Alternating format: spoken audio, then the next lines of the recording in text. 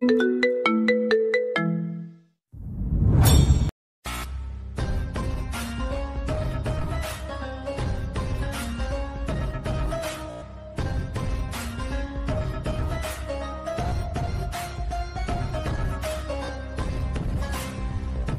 যে এই হত্যাকাণ্ড করেছো তা তুমি স্বীকার করছো তো?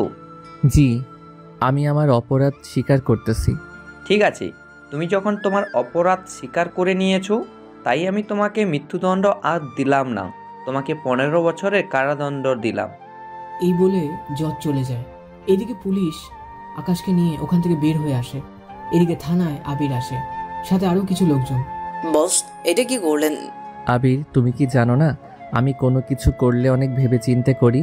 সেই সবটা তো আমি জানি, তাই বলে এরকমভাবে 15 বছর যদি আপনাকে কারাগারে থাকতে হয়, তাহলে তো আপনার কিরকম অবস্থা হবে ভেবে দেখেছেন? আমি ভেবেচিন্তে কাজ করি। এখন আমি যা যা বলতেছি তোমাকে, তুমি ঠিক তা করবে। জি বলেন, কি কি করতে হবে আমাকে? এরপর আকাশ আবিরকে ওর পরবর্তী প্ল্যান সম্পর্কে বলতে থাকে। আবিরও সবটা ভালো করে বুঝে নেয়। আমি তাহলে কাল দেখা করার সময় নিয়ে আসব, এরপর বাকিটা আমরা বাইরে করে নিব। ঠিক আছে, যাও তাহলে। এদিকে আবির চলে যায়। অন্যদিকে আকাশ কি কি বলছে আবিরকে তা হয়তো অনেকে জানতে চান, কিন্তু চিন্তা করবেন না, আপনারা সবকিছুই জানতে পারবেন অনেক তাড়াতাড়ি। শুধু সময়ের জন্য অপেক্ষা করতে হবে। একটু পরে আবির ওদের আস্তানায় চলে আসে। ওখানে আবিরকে দেখে। বসের কোনো খোঁজ পেয়েছেন? পেয়েছি। কাল ওনাকে সেন্ট্রাল জেলে নিয়ে যাওয়া হবে, তাই তোমরা এই জিনিসটা তাড়াতাড়ি করে খুঁজে বের করো। কি এটা? তোমাকে নাম আর ছবি পাঠিয়ে দিয়েছি, তোমরা যত তাড়াতাড়ি পারো এটার ব্যবস্থা করো। ঠিক আছে বস। এদিকে লোকেরা তো সবটার ব্যবস্থা করতে থাকে। অনেকটা সময়ের পরে ওরা ওই জিনিসটা খুঁজে এনে আবিরের হাতে দেয়। আবির ওই জিনিসটা নিয়ে আকাশের কাছে দেয়। এই নিন বস, এবার বলুন পরবর্তী প্ল্যান কি? এরপর আকাশ আবিরকে পরবর্তী প্ল্যান বলতে থাকে। সবটা শুনে আবির সে অনুযায়ী কাজ করতে থাকে। কিছুক্ষণ পরে কিছু পুলিশ এসে আকাশকে দিয়ে রওনা দেয়। সে জেলের দিকে পড়ে একটা জ্যাম পড়ে। তখনই আকাশ ইশারা করলে আবির আর ওর লোকেরা একে একে গুলি করতে থাকে। এতে সবগুলো পুলিশও মারা যায়। ওদের সাথে সাথে আকাশেরও গুলি লাগে। এরপর আবির ওর লোকদের নিয়ে সেখান থেকে চলে যায়। এখন হয়তো বলবেন, এটা আবার কেমন কথা? আকাশের লোক তো আবির, তাহলে আবির কেন আকাশকে মেরে ফেলবে? কিন্তু এখানেই তো রহস্য লুকিয়ে আছে, যা আপনারা জানবেন আরো পরে। কিছুক্ষণের মধ্যে ওখানে অ্যাম্বুলেন্সের পুলিশ এসে দেখে গাড়িতে থাকা সবগুলো পুলিশ তো মারা গিয়েছে, সাথে আকাশও। কে করলো ওদের উপর হামলা? স্যার, হয়তো আকাশের কোনো শত্রু হবে। আচ্ছা, আকাশ আদৌ মরেছে কিনা তা আগে ভালো করে শিওর হয়ে নেয়। জি স্যার, নিতেছি। পুলিশের হাবিলদার চেক করে দেখে আকাশ নিঃশ্বাস নিচ্ছে না, সেজন্য মৃত ভেবে নেয়। স্যার, ও তো মারা গেছে। তাহলে ওদের লাশ মর্গের জন্য পাঠিয়ে দে। জি স্যার, নিয়ে যাচ্ছি। হাবিলদার ওখানে থাকা বডিগুলো নিয়ে চলে আসে ওখান থেকে হসপিটালের দিকে। ওখানে ডক্টর আবার সবগুলো বডি চেক করে জানায় এখানে সবাই মৃত। এখন প্রশ্ন হচ্ছে, আকাশ কি সত্যি মৃত, না এটা ওর কোনো চালাকি? তবে এই সব প্রশ্নের উত্তর আপনারা জানতে পারবেন অনেকটা পরে। ততক্ষণে আমরা জেনে আসি আকাশের এরকম ভয়ঙ্কর মাফিয়া হয়ে ওঠার রহস্য কি ছিল, তা জেনে আসি ততক্ষণে। অতীত। ছোটবেলায় আকাশ কলেজে গাড়ি করে যাওয়ার জন্য ওর বাবার কাছে অনেক বায়না করত, কিন্তু আকাশের বাবা তখন একজন রিপোর্টার ছিলেন। উনি মাসে বেতন অনেক কম পেয়ে থাকেন, তা নিয়ে ওনার মোটামুটি এভাবে খরচ চলে যেত। একদিন উনি বাসায় আসে, কিন্তু ওনার মুখটা অনেক ভয়ের চাপ ছিল, সেজন্য। কি হয়েছে আব্বু, তুমি এরকম করে আছো কেন? আমাদের এই শহরটা ছেড়ে দিতে হবে। কেন আব্বু, কি হয়েছে? তোমাকে এভাবে চিন্তিত কেন দেখাচ্ছে? কি হয়েছে আব্বু, বলো আমাকে। ওগো, কি হয়েছে বলবে তো?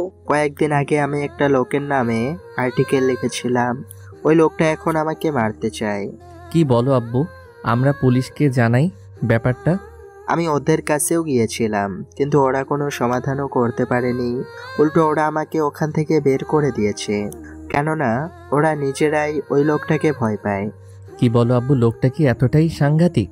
অনেক সাংঘাতিক একটা লোক, সেজন্য তো বললাম আমরা এই বাড়িটা ছেড়ে দিয়ে চলে যাই। তাহলে কি আজকেই যাবে নাকি কালকে যাবে? রাতের মধ্যেই তোর চাচার কাছে যাব। তাহলে চাচাকে কল দিয়ে জানিয়ে দিবে কি? এখন কোনো কিছু জানানোর দরকার নেই। তাহলে আমি ব্যাগপত্র গুছিয়ে রাখি। ঠিক আছে, তাই কর। কিছুক্ষণের ভিতরে ওরা ব্যাগ গুছিয়ে রেখে দেয়। এদিকে বাসা পুরোটা তালা মেরে ওনারা বেরিয়ে পড়ে গাড়ি নিয়ে। কিছু দূর যাওয়ার পরে রাস্তার মধ্যে একটা গাছ পড়ে থাকতে দেখে। ওনারা মোটামুটি ভয় পেয়ে থাকে। সামনে তো কেউ গাছ ফেলে রেখেছে মনে হচ্ছে, কেউ ফেলবে কেন? তাছাড়া বাইরে দেখছিস না বৃষ্টি হচ্ছে, ঝড়ে এসে পড়তে পারে। ওটা সরাতে হবে। ওনারা নিচে নেমে দেখতে থাকে কিছু গাছ অনেক ভারী, সেজন্য ওনারা তো পারছেন না। তখনই আব্বু, আমি দেখি সামনে কাউকে পাই কিনা। ঠিক আছে, দেখে আয় তাহলে। আকাশ সামনে এগিয়ে আসতে দেখে, কিন্তু বাইরে অনেক বৃষ্টি পড়তে থাকে, সেজন্য মানুষ নেই বললেই চলে। তাও আশেপাশে দেখতে থাকে।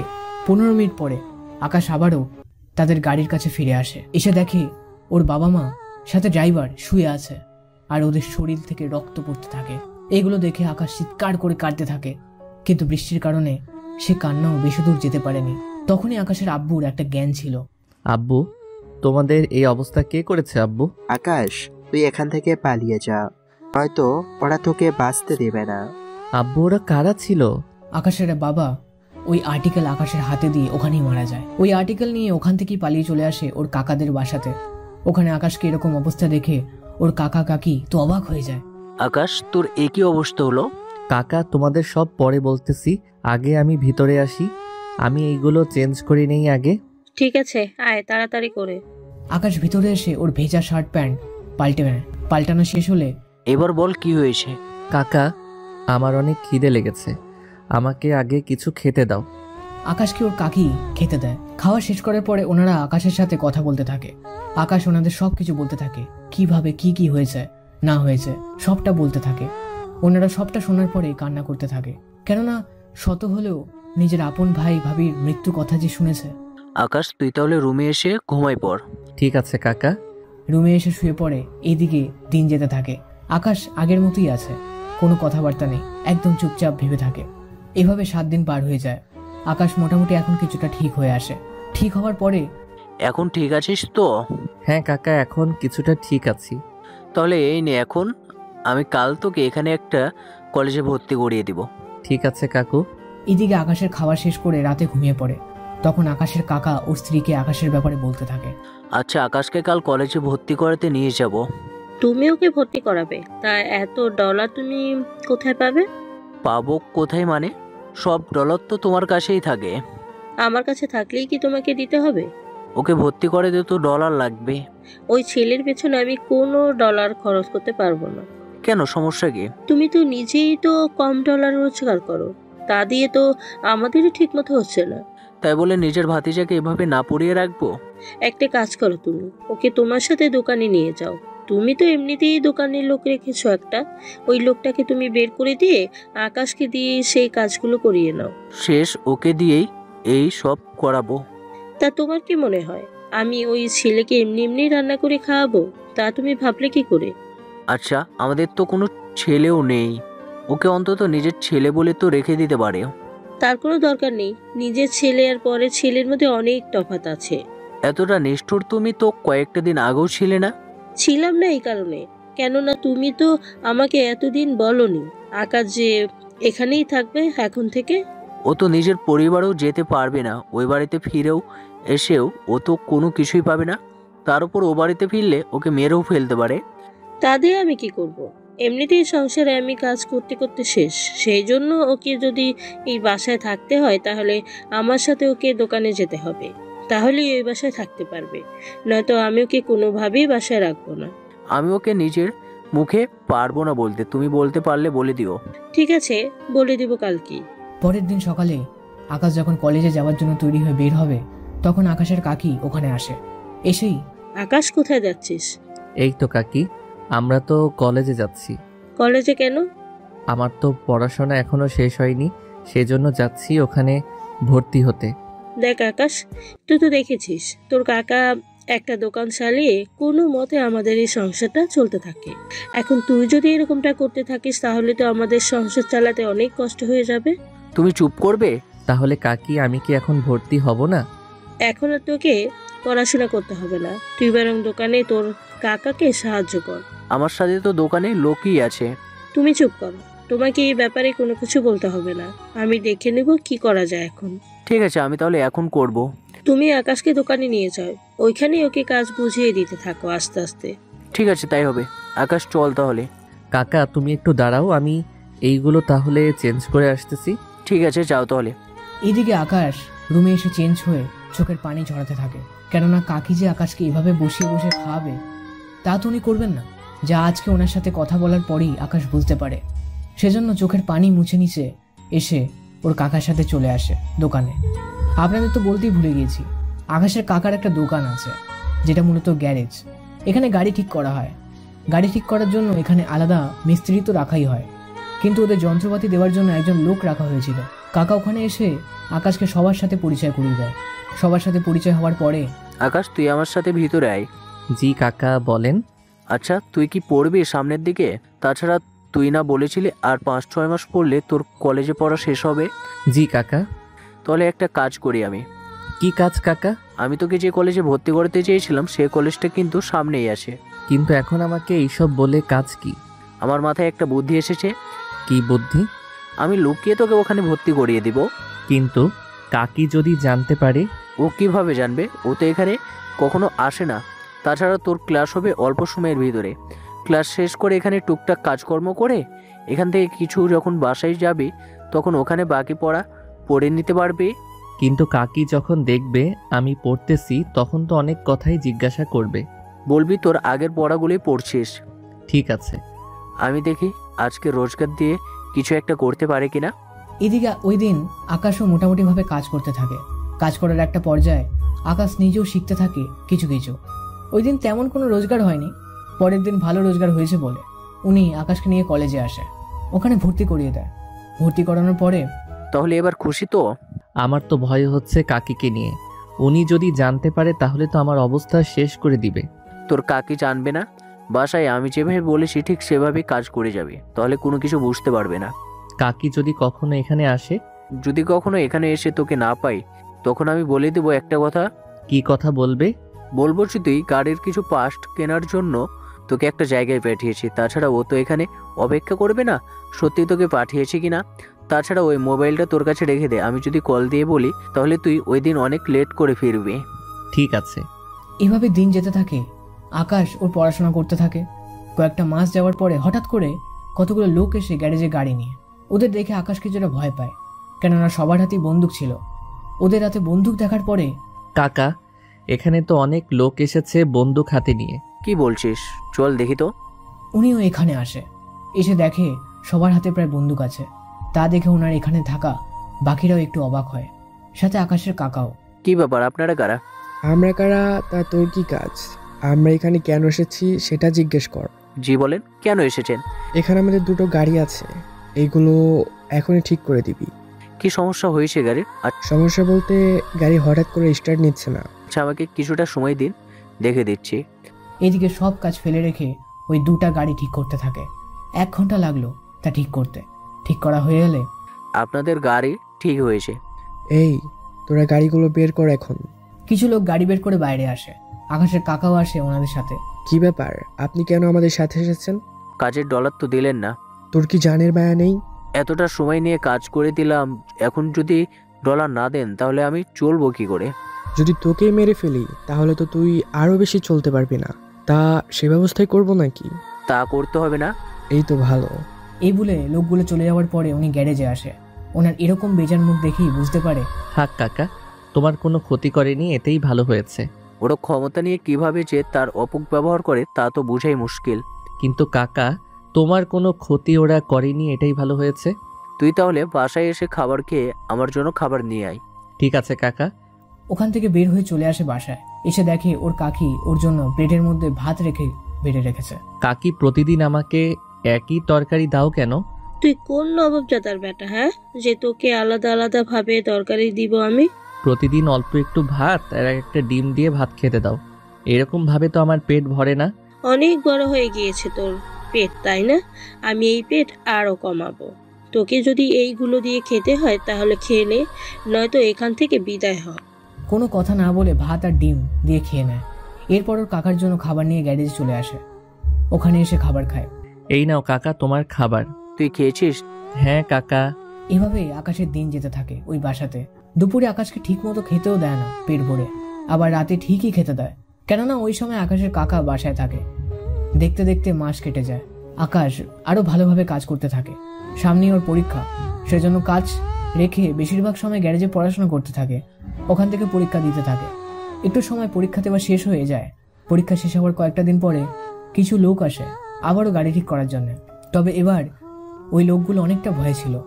ওই তাড়াতাড়ি করে গাড়ির চাকা ঠিক কর। জি বসেন, আমি এখনই দিচ্ছি। তাড়াতাড়ি কর। এদিকে আকাশ ওর কাকার সাথে কাজ করতে থাকে। তখন ওখানে পুলিশ চলে আসে। পুলিশ এসে ওই লোকগুলোকে ধরতে যাবে, ওখানে কাকা একটা লোক আকাশের কাকার মাথায় বন্দুক ধরে রাখে। কেউ যদি সামনে আসিস তাহলে কিন্তু আমি একে মেরে ফেলবো। আমি আপনাদের চাকা চেঞ্জ করে দিলাম আর আপনি আমাকেই মারতে চাইছেন? তোকে না আটকালে এরা তো আমাকে আটকে নেবে। এই বলে কিছুক্ষণ কথা কাটাকাটি চলতেই থাকে। তখনই আকাশের হাতে একটা লোহার পাইপ ছিল, ওটা দিয়ে একটা বাড়ি মেরে লোকটার মাথায়। এতে লোকটা ওখানেই মারা যায়। এতে পুলিশ অফিসার বাকি লোকেদের তো ধরে ফেলে, সাথে আকাশকেও। ও কি দোষ করেছে? ওকে কেন নিয়ে যাচ্ছেন? আমাদের সামনেই একটা লোককে মেরে ফেলেছে, আবার বলছিস কি করেছে? সেটা তো আমাকে বাঁচানোর জন্য করেছে। ওই লোকটাকে মাথায় আঘাত না করে অন্য কোথাও তো আঘাত করতে পারতো। এই বলে আকাশকে থানায় নিয়ে আসা হয়। আকাশের কাকা অনেক চেষ্টা করেও ছাড়াতে পারেনি। এইদিকে আদালতে আকাশকে 5 বছরের জেল দেওয়া হয়েছে। এই নিয়ে আকাশের কাকা অনেক কাঁদতে থাকে, কিন্তু কোনো কিছু করার ছিল না। আকাশের খোঁজ নেওয়ার জন্য ওর কাকা এসে দেখে যেত। কয়েকদিন যেতেই ওই লোকগুলো যে ধরিয়ে দিয়েছিল তার বস সেটা জানতে পারে, আর উনি সেটা জানার পরে আকাশের কাকা কাকি দুজনকেই মেরে ফেলে। কিন্তু জেলে থাকার কারণে আকাশ সে সব কোনো কিছুই জানতে পারেনি। এভাবে বছর যেতে থাকে, কিন্তু আকাশের খোঁজ নিতে কেউ আর আসেনি। সেজন্য মন খারাপ করে বসে আছে। তখনই ওখানের পরিচয় হয় আবিরের সাথে। আচ্ছা, তোর কাকা কাকিকে তোর বাবা মার মতো ওরা ফেলেনি তো? আমি তো এখান থেকে যেতেও পারছি না, না খোঁজ নিতে পারছি। আমার তো আপন বলতে কেউ নেই। যদি থাকতো তাহলে তোর জন্য খোঁজ এনে দিতে পারতাম। এভাবে আকাশ আর আবিরের মধ্যে ভালো সম্পর্ক তৈরি হতে থাকে। জেলের মধ্যে থেকেই ওরা অন্য সব লোকের সাথে মারামারি শুরু করে দিত। এভাবে ওদের দুজনেরই 5 বছর কেটে যায়। আবিরের আজকে মুক্তির দিন, কিন্তু আবিরের মুক্তির ঠিক 5 দিন পরেই আকাশ ছাড়া পাবে। সেজন্য বলছিলাম কি, আমি এখানে আরো 5টা দিন থাকতে পারি কি? সবাই বের হওয়ার জন্য তাড়া দিতে থাকে, আর তুই থাকতে চেয়েছিস কেন? আসলে আকাশ 5 দিন পরে ছাড়া পাবে, সেই জন্য আমি ওর সাথে একই দিনে বের হতে চাই। ঠিক আছে, ব্যবস্থা করতেছি। 5 দিন পরে ওরা দুজনে একসাথে বের হয়। বের হয়ে সর্বপ্রথম আকাশ ওর কাকার গ্যারেজে আসে। ওখানে এসে দেখে গ্যারেজের পরিবর্তে একটা বাড়ি ওখানে তৈরি হয়েছে। সেজন্য ওই বাড়ির মালিকের সাথে কথা বলে জানতে পারে আকাশের কাকা কাকিকে মেরে ফেলা হয়েছে। তা শুনে অনেক কষ্ট পায়, সেজন্য ওখান থেকে আবিরকে নিয়ে চলে আসে। এখন তাহলে কি করবি? মাফিয়ার লোকেরা আমার থেকে আমার পরিবার কেড়ে নিয়েছে। তাই তাহলে এখন কি চাস? আমি নিজে একটা মাফিয়া রাজ্য তৈরি করব, আর সে রাজ্যের রাজা হব আমি। কিন্তু আমাদের বয়স মাত্র 24 থেকে 25 বছর। এই বয়সে আমরা কি থেকে কিভাবে কি শুরু করব? আমাদের হাতে তো কোনো ডলার নেই, সেজন্য আমরা প্রথমে কোনো একটা গ্যাংয়ের সাথে কথা বলে প্রথমে কিছু হিরোইন ফেন্সিডিল বিক্রি করা শুরু করব। এতে অনেক নেশাখোর ছেলের সাথে আমাদের পরিচয় হবে। তারপর কি করব? যাদের সাথে পরিচয় হবে তাদের এক এক করে আমাদের সাইডে নিয়ে আসব। এভাবে 10 জনের মতো লোক হলে নিজেরা একটা গ্যাং চালু করব। কিন্তু এতগুলো লোকের খরচ কিভাবে চলবে? ওরা নিজেরাই খরচ চালিয়ে নিতে পারবে। এরপর শুরু হলো ওদের দুজনের কাজ করা। ওরা প্রথমে নেশাদ্রব্য নিয়ে ওদের কাজ চালিয়ে যেতে থাকে। এভাবে 3 মাসে অনেক ছেলের সাথে ওদের পরিচয় হয়। এক একটা ছেলের সাথে এক একবার পরিচয় হয়। এভাবে ওদের সাথে কথা বলে। কিছু পিস্তল ওরা জোগাড় করতে থাকে। সেগুলো জোগাড় করে যাওয়ার পরে এখন তো আমাদের হাতে অস্ত্র থেকে শুরু করে সবকিছুই চলে এসেছে। এখন তাহলে আমরা মাঠে নেমে পড়ি। মাঠে তো নামবো, তার আগে আমাদের ছোটখাটো কিছু ইঞ্জিনিয়ারের সাথে কথা বলতে হবে। ওদের সাথে কেন? ওরা কোনো বাড়ি করতে এলে আমার ডলার দিয়ে করতে হবে, নয়তো আমরা ওখানে বাধা সৃষ্টি করব। যদি তাতেও কাজ না হয় তাহলে অন্য পন্থা তো আছেই। বুদ্ধিটা কিন্তু খারাপ না। তাহলে চলো কাজে লেগে পড়ি। এরপর ওরা দুজনে কাজে লেগে পড়ে। মোটামুটি 1 বছর পার হয়ে যায়। এই 1 বছরে আকাশ ডলারের সাথে সাথে অনেক পাওয়ার সাথে লোকজন ও নিজের করে নিয়েছে। 1 বছর পরে এখন তো আমাদের কাছে 100 জনের বেশি লোক আছে। এখন কি প্ল্যান? প্রথম অবস্থায় যারা একদম আগে আমাদের মতো কাজ শুরু করেছে ওদের খুঁজে বের করতে হবে। খুঁজে বের করে বলবে ওরা যেন আমাদের হয়ে কাজ করে। সেগুলো তো হয়ে যাবে, কিন্তু আমাদের মূল প্ল্যান কি? যারা আমার পরিবারকে মেরেছে তাদের নিজের হাতে মেরে ফেলবো। আচ্ছা, আমি বাকি ব্যবস্থা করতেছি। কিছুক্ষণ পরে শুরু হলো বাকি কাজ। এইদিকে দেশের মধ্যে মাফিয়ার লোক ভরে গেছে, সেজন্য পুলিশ অফিসার একটা মিটিং নিয়ে বসে পড়ে। স্যার, দেশে কিন্তু মাফিয়ার সংখ্যা দিন দিন বৃদ্ধি পাচ্ছে। সেটা তো আমিও খেয়াল করেছি, কিন্তু ওদের তো খুঁজেও পাওয়া যায় না। সেটাই তো মূল সমস্যা। ওদের খুঁজতে খুঁজতে আমাদের অনেক অফিসারই মারা গিয়েছে। একটা কাজ করো, সারা দেশে রেড অ্যালার্ট করে দাও। যেখানেই মাফিয়ার লোক পাবে সেখানেই ওদের মেরে ফেলবে। ওকে স্যার, তাই হবে। এই বলে ওরা প্রতিটা পুলিশ স্টেশনে সে খবরটা জানিয়ে দেয়। কিছুক্ষণ পরে আমাদের সব লোকদের বলো কয়েকটা দিন গা ঢাকা দিয়ে থাকার জন্য। কিন্তু কেন?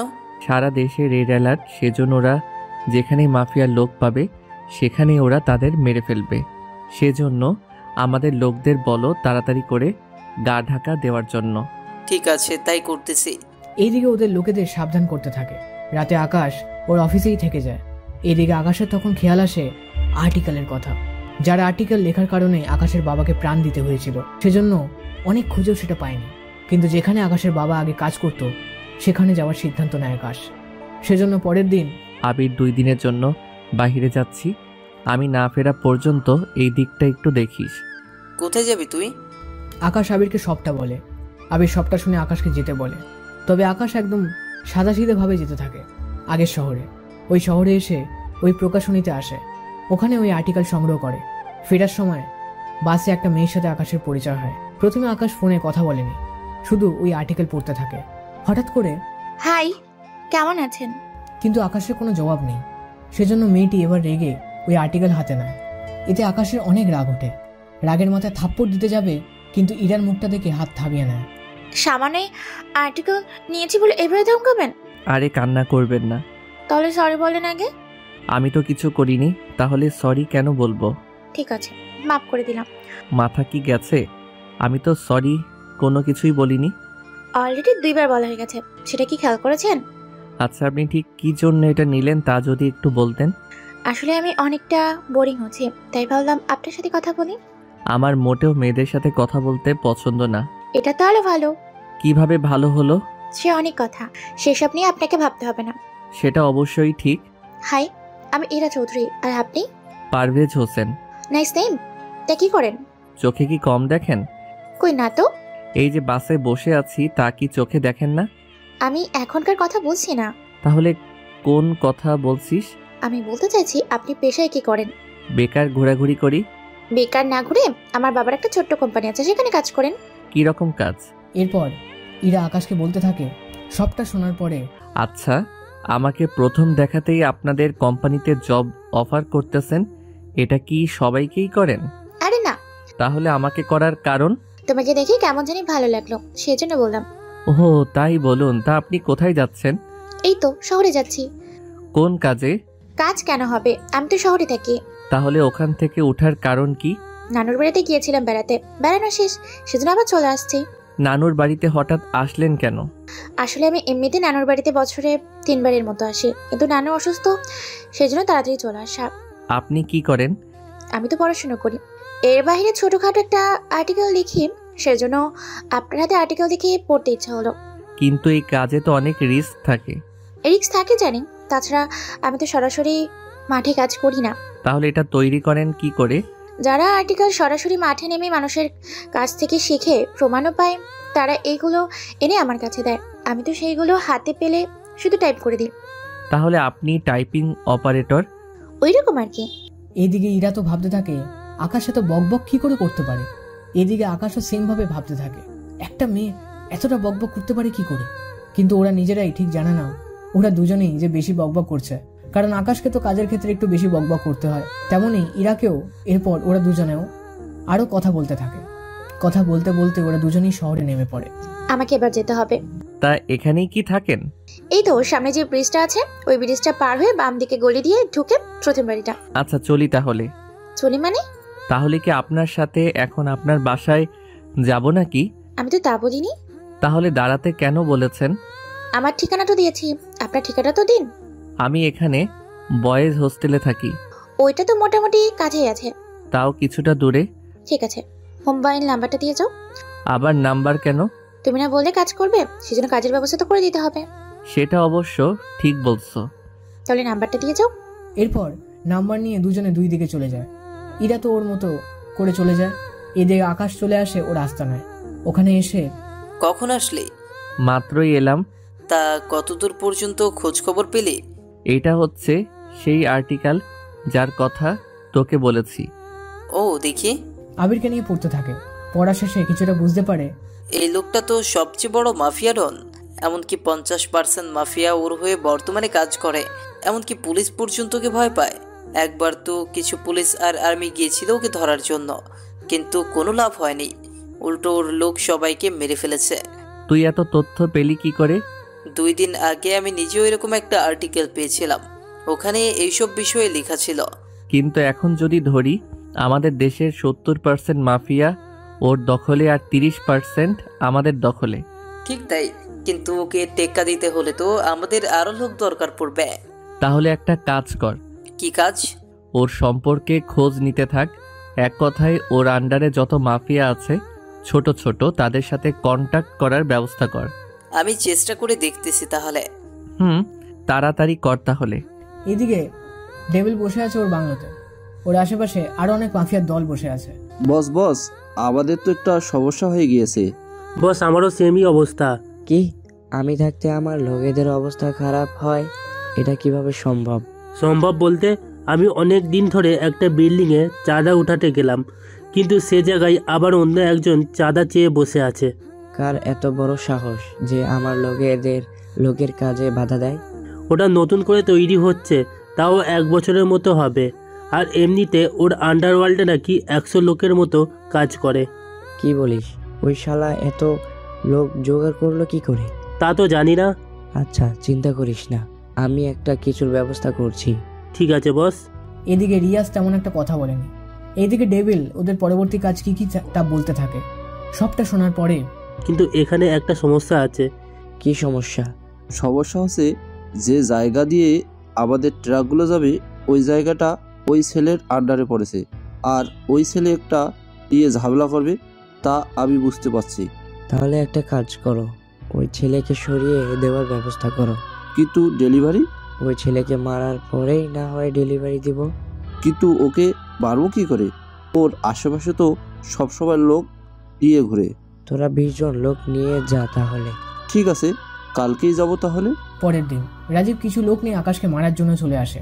কিন্তু এখানে একটা সমস্যা হলো, ওরা কেউ আকাশের মুখ দেখেনি। সেজন্য ওর জায়গায় এসে এদিক ওদিক মানুষকে জিজ্ঞেস করতে থাকে, কিন্তু কেউ সঠিকভাবে কোনো কিছু বলছে না। এদিকে খবরটা চলে আসে আবিরের কাছে। আবির সরাসরি আকাশের কাছে কল দেয়। হ্যাঁ আবির, বল। কোথায় তুই? আমি তো একটা কাজে এসেছি। এই দিকে তোকে মারার জন্য 20 জন লোক চলে এসেছে। কি বলিস? মাত্র 20 জন? তা বলছি কি করব ওদেরকে? ওদের সবাইকে চারদিক থেকে ঘিরে দাঁড়া। তবে একটা কথা, ওদের কাছে যদি পিস্তল থাকে তাহলে কিন্তু ওই রকম পজিশন নিবি। ঠিক আছে, তাই হবে। তা তুই আসবি কি? তোরা ওই দিকটা দেখতে থাক, আমি 5 মিনিট পরেই রওনা দিব।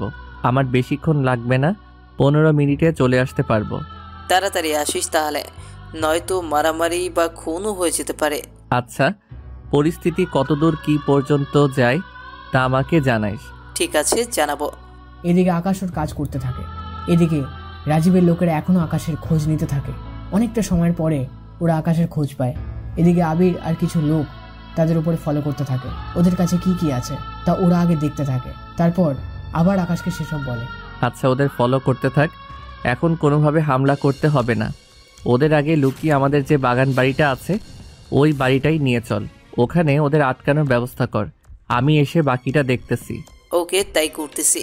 এদিকে আবির ওর কিছু লোকদের সাধারণ মানুষদের মধ্যে পাঠিয়ে দেয়, যেন ওরা যদি আকাশের খোঁজ করে তাহলে ওদের যেন বাগান বাড়ির ঠিকানা দিয়ে দেওয়া হয়। আবির যেমনটা ভেবেছিল ঠিক তেমনটাই হয়েছে। আবিরের লোককে সাধারণ মানুষ ভেবে ওরা প্রশ্ন করে, সেজন্য ওই লোকটা ওই বাগান বাড়ির রাস্তা দেখিয়ে দেয়। এতে করে সব লোকগুলো ওই দিকে যেতে থাকে। ওরা এই বাড়ির কাছে আসে। চলো সবাই ভিতরে এসে দেখি, যাকে দেখবি তাকে মেরে ফেলবি। এই বলে ওরা ভিতরে চলে আসে। তখনই ওখানে অটোমেটিক শাটার অফ হয়ে যায়, আর ওই লোকগুলো ভিতরেই আটকে পড়ে থাকে। সেজন্য ওরা পাগলের মতো এদিক ওদিক গুলি করতে থাকে। এতগুলি অনেকটা শেষও হয়ে যায়, তাও এরা কিছুই করতে পারেনি। ওপর থেকে আবির ওদের কাছে আসে মাস্ক পরে।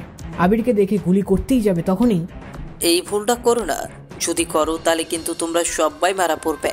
মারা পড়বো কি করে? চারদিকে তাকিয়ে দেখো। লোকগুলো চারিদিকে তাকিয়ে দেখে ওখানে আরো 40 জন লোক বন্দুক তাক করে রেখেছে। তোমরা যদি একটা বন্দুক চালাও তাহলে কিন্তু এখানে ওরা ফায়ার করা শুরু করে দিবে। তখন কিভাবে কি হবে বুঝতে পেরেছো তো? প্লিজ আমাদের ছেড়ে দিন, আমরা আর কোনোভাবে আপনাদের মারার জন্য আসবো না। তোদের বাঁচিয়ে রাখবো নাকি মেরে ফেলবো তা তো আমি জানি না, তবে সেসব আকাশ জানে। তাহলে কি তুমি আকাশ নও? আমি আকাশ হলে তো এতক্ষণ ধরে তোদের বাঁচিয়ে রাখতাম না, আরো আগেই শেষ করে দিতাম। সেটা অবশ্যই ঠিক, কিন্তু উনি কখন আসবে? কিছুক্ষণের মধ্যেই চলে আসবে। এর কথা বলতে বলতে ওখানে আকাশ চলে আসে।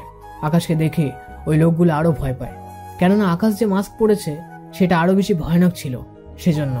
আচ্ছা তোরা কার লোক? আমরা তো রিয়াজের লোক। রাজীবের মাত্র 20 জন লোক, ওনার আন্ডারে আরো 30 জনের মতো লোক আছে। আমরা তো ওনার সাথে থাকি সবসময়, সেই জন্য আমাদের পাঠিয়েছে। এটা তো অন্যায়। কোনো অন্যায়? তোরা রাজীবের এত কাছের লোক, অথচ রাজীব তোদের মরার জন্য ছেড়ে দিল। প্লিজ আমাদের ছেড়ে দিন, আমরা আর কখনো রিয়াজের জন্য কাজ করব না, এবং কি কারোর জন্যই কাজ করব না। আচ্ছা তোদের আমি একটা শর্তে ছেড়ে দিব। কি সত্য? তোরা রাজীব আর ওর বাকি কাজের ব্যাপারে যা যা জানিস সব কিছু বলতে থাক। সব কিছুই কি বলতে হবে? এরপর ওরা এক এক করে সব তথ্য বলতে থাকে আকাশকে। সবটা শুনে ওরা অনেক কিছু বুঝতে পারে। তারপর আকাশ ইশারা করলে ওদের 20 জনকে মেরেই ফেলা হয়। এখন অনেকে বলবেন ওরা তো সত্য কথা বলছে, তাহলে ওদের কেন মারা হলো? আসলে ওদের এখন ছেড়ে দিলে ওরা আবারও আকাশকে মারার জন্য আসবে, সেজন্য ওদের মেরে ফেলা হয়েছিল। নয়তো যদি ওদের ছেড়ে দেওয়া হতো তাহলে তো ওরা এতক্ষণে আকাশের ব্যাপারে অনেক তথ্যই জেনে যেত। এদিকে রিয়াজ তো বসে বসে ভাবতে থাকে কখন ওর লোকেরা কল দিয়ে খুশি সংবাদ দেবে, কিন্তু ওর কোনো লোকই যখন কল দিচ্ছে না তখন একটু বেশি অবাক হয়। তাই কল দেয় ওর লোকেদের, কিন্তু কেউ কল ধরছে না। ঠিক তখনই আকাশ এসে কল রিসিভ করে। কিরে, ওই ব্যাটাকে মারতে পেরেছিস তো? হ্যাঁ পেরেছি। ও, কি খুশির সংবাদ না দিলি? তাহলে একবার তাড়াতাড়ি করে চলে আয়। আকাশ তো কল কেটে দেয়।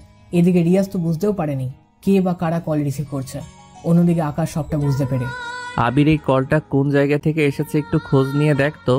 কে করেছিল কল? আমাকে মারার জন্য যে ওদের পাঠিয়েছো সেই কল দিল। নাম্বারটা বল, আমি খোঁজ নিয়ে দেখতেছি। আকাশের নাম্বার নিয়ে দেয়, সাথে বাকি লোকেদের বলে এই লাশগুলো কবর দিয়ে দেওয়ার জন্য। চিন্তা করিস না, হয়ে যাবে কাজ। এদিকে কিছুক্ষণ পরে ওদের কবর দিয়ে দেওয়া হয়।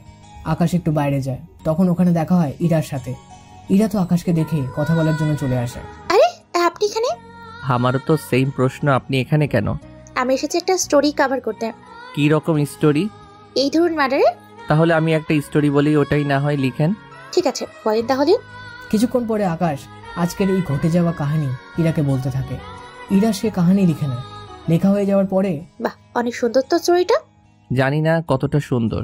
সত্যি এমনভাবে বলছেন মনে হচ্ছে বাস্তবে এই জিনিসগুলো হয়েছে, আর আপনি সেটাই আমাকে বলছেন। আরে ও তেমন কিছুই না, এমনিতে আমার মনে হলো সেজন্য বললাম।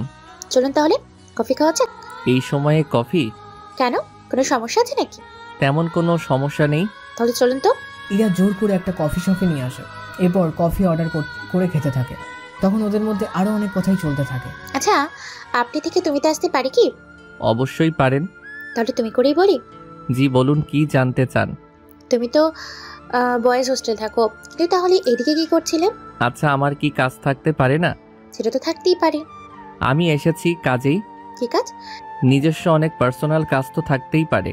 এখন বুঝতে পারছি, গার্লফ্রেন্ডের সাথে দেখা করার জন্য এসেছো। আমার মতো ছেলের কপালে গার্লফ্রেন্ড আসবে, এটা কি আদৌ সম্ভব? কি বলেন? তুমি তো দেখতে সব দিক দিয়ে পারফেক্ট।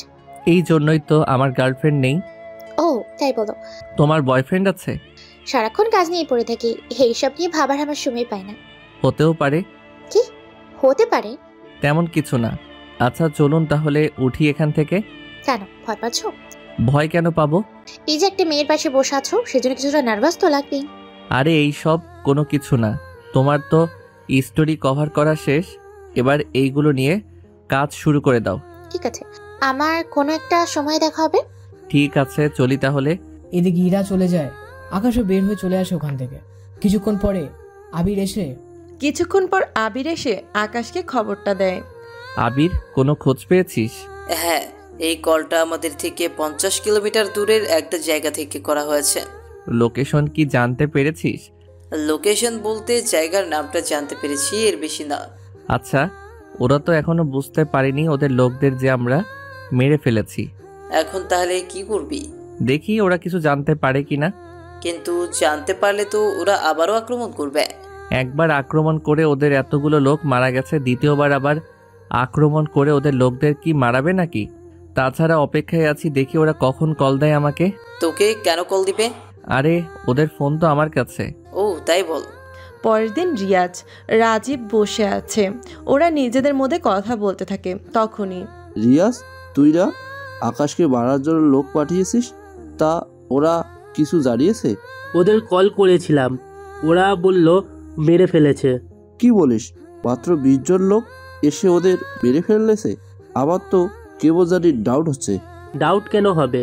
তুমি আবার একটা কল দাও ওদের। ঠিক আছে, দিচ্ছি। রিয়াজ কল দেয়। এইদিকে আকাশ তো কল রিসিভ করছে না। রিসিভ না করাতে রিয়াজ একটু সমস্যার মধ্যে পড়ে যায়। আচ্ছা, ওরা সবাই জীবিত আছে তো? জীবিত কেন থাকবো না? জীবিত থাকলে তো কল রিসিভ করতো। কিন্তু ওরা তো আকাশকে মেরে ফেলার পরে আমাকে জানিয়েছে। তুই আবারও কল দে। ঠিক আছে, দিচ্ছি। আবারও কল দেয়। কল বাজতে থাকতেই এই দিকে আকাশ কল রিসিভ করে। জি বলেন বস। কল ধরতে এত সময় লাগে কেন, কি হয়েছে বস? ওই আকাশকে মেরেছিস কি?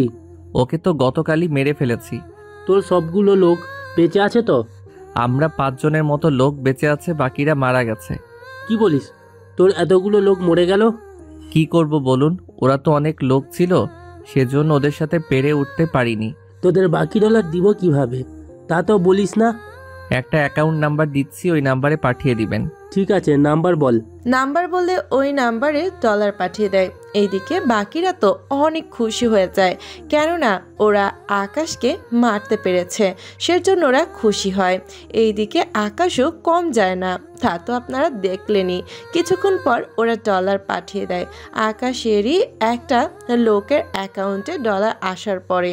একটা কাজ কর, এই ডলারগুলো উঠিয়ে নে, তারপর আমাদের সব লোকদের এই ডলারগুলো পাঠিয়ে দে। জি বস, তাই করতেছি। এইদিকে এরা তো আনন্দ করতে থাকে, অন্যদিকে রিয়াজ, রাজীব ওরাও আনন্দ করতে থাকে। কিছুক্ষণ পরে ওরা ব্যাপারটা ডেভিলকে জানায়। ডেভিল সবটা জানার পরে, বাহ, এটা তো অনেক খুশির সংবাদ। জি বস, এখন আর আমাদের পথে কোনো কাঁটা নেই। আপনি তাহলে এবার মাল ছাড়ার ব্যবস্থা করেন। 2 দিন পরেই ছাড়ার ব্যবস্থা করতেছি। ঠিক আছে বস। এইদিকে আকাশ আবিরকে সবটা খবর জানায়, কিভাবে কি করতে হবে। তাহলে বুঝতে পেরেছিস তো কি কি করতে হবে? হ্যাঁ, পেরেছি। কোনো সমস্যায় পড়লে আমাকে অবশ্যই জানাবি। ঠিক আছে, জানাবো। এদিকে আকাশের লোকেরা সারাক্ষণ খেয়াল রাখতে থাকে কখন ওদের ট্রাকগুলো এখানে থেকে যাবে, কেননা ওই ট্রাকে ওরা অনেক কিছু পাবে যা ওদের কাজে দিবে। এই দিকে প্রথম দিন পার হয়ে যায়, কোনো ট্রাক আসেনি। দ্বিতীয় দিন 3টা ট্রাক আসে, তাও জঙ্গলের রাস্তা ধরে ভেতরে আসতে থাকে। আকাশের কথা মতো জঙ্গলের শেষ সীমানায় ওরা কিছু গাছ কেটে ফেলে রাখে, অন্য দিকে রাস্তার পেরেকে দিয়ে রেখেছে যেন ট্রাকগুলো কোনোভাবেই নিয়ে যেতে না পারে। আর ট্রাকগুলো এমন একটা জায়গায় দাঁড় করিয়েছে যা আকাশের সীমানা বাদ দিয়ে অন্য আরেকটা মাফিয়ার সীমানায় পড়েছে। তাহলে কাজ করবে আকাশের লোকেরা, কিন্তু নাম পড়বে অন্য আরেকটা মাফিয়ার উপরে। সেজন্য ওরা প্ল্যান অনুযায়ী কাজ করতে থাকে। ডেভিলের লোকেরা পরিস্থিতি খারাপ অবস্থায় আছে তা বুঝতে পেরেছে, সেজন্য ডেভিলকে কল দেয়। বস, আমাদের তো ফাঁসানো হয়েছে। ফাঁসানো হয়েছে মানে? লোকগুলো ডেভিলকে সবটা বলতে থাকে। সবটা শোনার পরে, তোরা গাড়ি থেকে নেমে ওদের মারতে থাক, ততক্ষণ আমি লোক পাঠাচ্ছি। জি বস, তাই করতেছি। এদিকে ওরা নেমেই গুলি করতে থাকে। আকাশের লোকেরাও গুলি করতে থাকে। একে একে ওরা ডেভিলের অনেক লোককে মেরে ফেলে, বাকিরা ওখান থেকে ভয় পালিয়ে যায়। সেই সুযোগে ওরা ট্রাকে থাকা সব কিছু ওদের ট্রাকে করে নিয়ে চলে আসে। এইদিকে ডেভিলের লোকেরাও ওই জায়গায় এসে দেখে ট্রাক সবগুলো খালি করা। বস, ট্রাক সবগুলো তো খালি, আর আমাদের অনেক লোককে ওরা মেরে ফেলেছে। আর কিছু লোক মনে হয় পালিয়ে গেছে। কি বলছিস? কি করে হলো এইসব? আমরা তো সেসব কিছুই জানি না, তবে মনে হলো ওরা আগে থেকেই জানতো আমাদের এই প্ল্যানের ব্যাপারে, সেজন্য সব কিছু আগে থেকে তৈরি করে রেখেছে।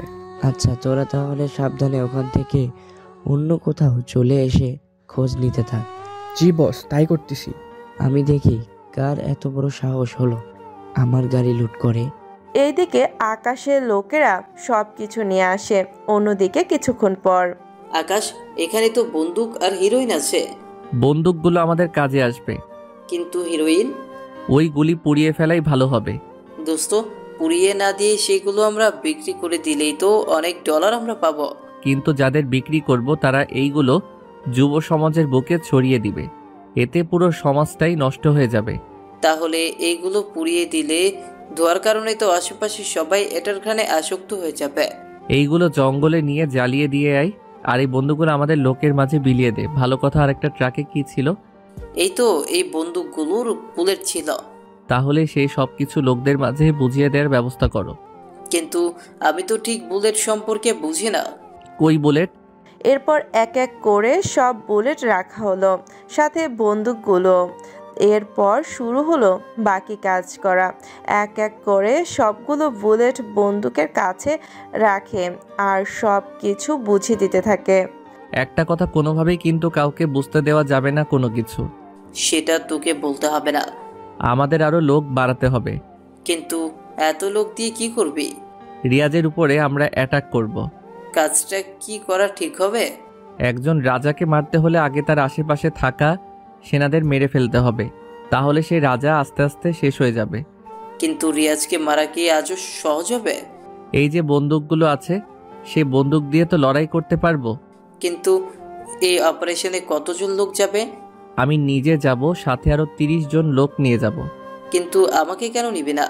যদি আমার কিছু হয়ে যায় তাহলে বাকিটা তুই দেখিস। তবে যেভাবেই হোক ডেভিলকে শেষ করতেই হবে। যখন ডেভিল শেষ হয়ে যাবে তখন আমাদের এত লোক, ওদের কি হবে? সবাইকে ব্যবসায়ী করার জন্য ডলার দিয়ে দিব, যা দিয়ে ওরা আরামে নিজেদের সংসার তৈরি করে নিতে পারবে। ঠিক আছে, যা ভালো মনে করিস। এদিকে ইরা ওর বান্ধবী তানুর সাথে দেখা করার জন্য আসে, ওর সাথে আড্ডা দিতে থাকে। তখন, কি রে, তোর কাজ কত দূর শুনি? বুঝতেছি না কি করব। কেন, কি হয়েছে? ওকে দেখে তো মনে হয় না তেমন কিছু। আরে বেপু, এর জন্যই তোকে তো আরো ভালো করে ওর উপর নজর এবং ওর সাথে মিশতে হবে, তাই না? সেটা তো বুঝলাম, কিন্তু আমার যদি কোনো ক্ষতি করে ফেলে?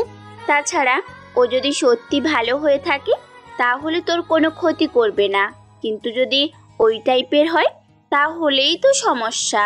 এরকম ভাবে ভয় দেখাস কেন আমাকে? ঠিক আছে, তাহলে এরপর থেকে আমি তোর সাথেই থাকবো। তুই আর আমার সাথে থাকতে চাইছিস? ব্যাপারটা কি বলতো? আমারও তো দেখতে ইচ্ছে হয় লোকটা কেমন। যদি পছন্দ হয়ে যায় তো তখন কি করবে? দেখা যাক না কি হয়। তুই শুধু দেখতেই থাক। 2 দিন পরে আকাশ আর আবির বের হয় ঘুরতে, কেননা ওরা দুজনে কিছু প্ল্যান নিয়ে ডিসকাস করবে। সেজন্য একটা নিরিবিলি জায়গায় আসে, ওখানে ওরা কথা বলতে থাকে। এই দিকে ইরা আর তানু ওই দিকে দিয়ে যাচ্ছিল, তখনই ইরার চোখ আকাশের উপরে পড়ে। আরে ও এখানে কি করছে? কার কথা বলছিস তুই? আরে যার কথা ওই দিন তোকে বললাম না আমি। কোনটার কথা বলেছিস? এখানে তো 2টা ছেলে। যার চোখে চশমা আছে, আমি ওইটার কথা বলতেছি। কিন্তু পাশের ছেলেটাও তো কম না। তুই কি ভুলে গেছিস? কোনো কিছুই ভুলিনি। হতে পারে ছেলেটা ওই রকম না। হতে পারে।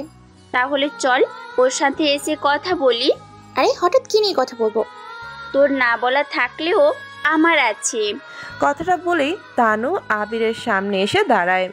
হাই, আমি তানু। আপনার নাম কি? আশ্চর্য, আমার নাম আপনাকে কেন বলবে? তাছাড়া কে আপনি?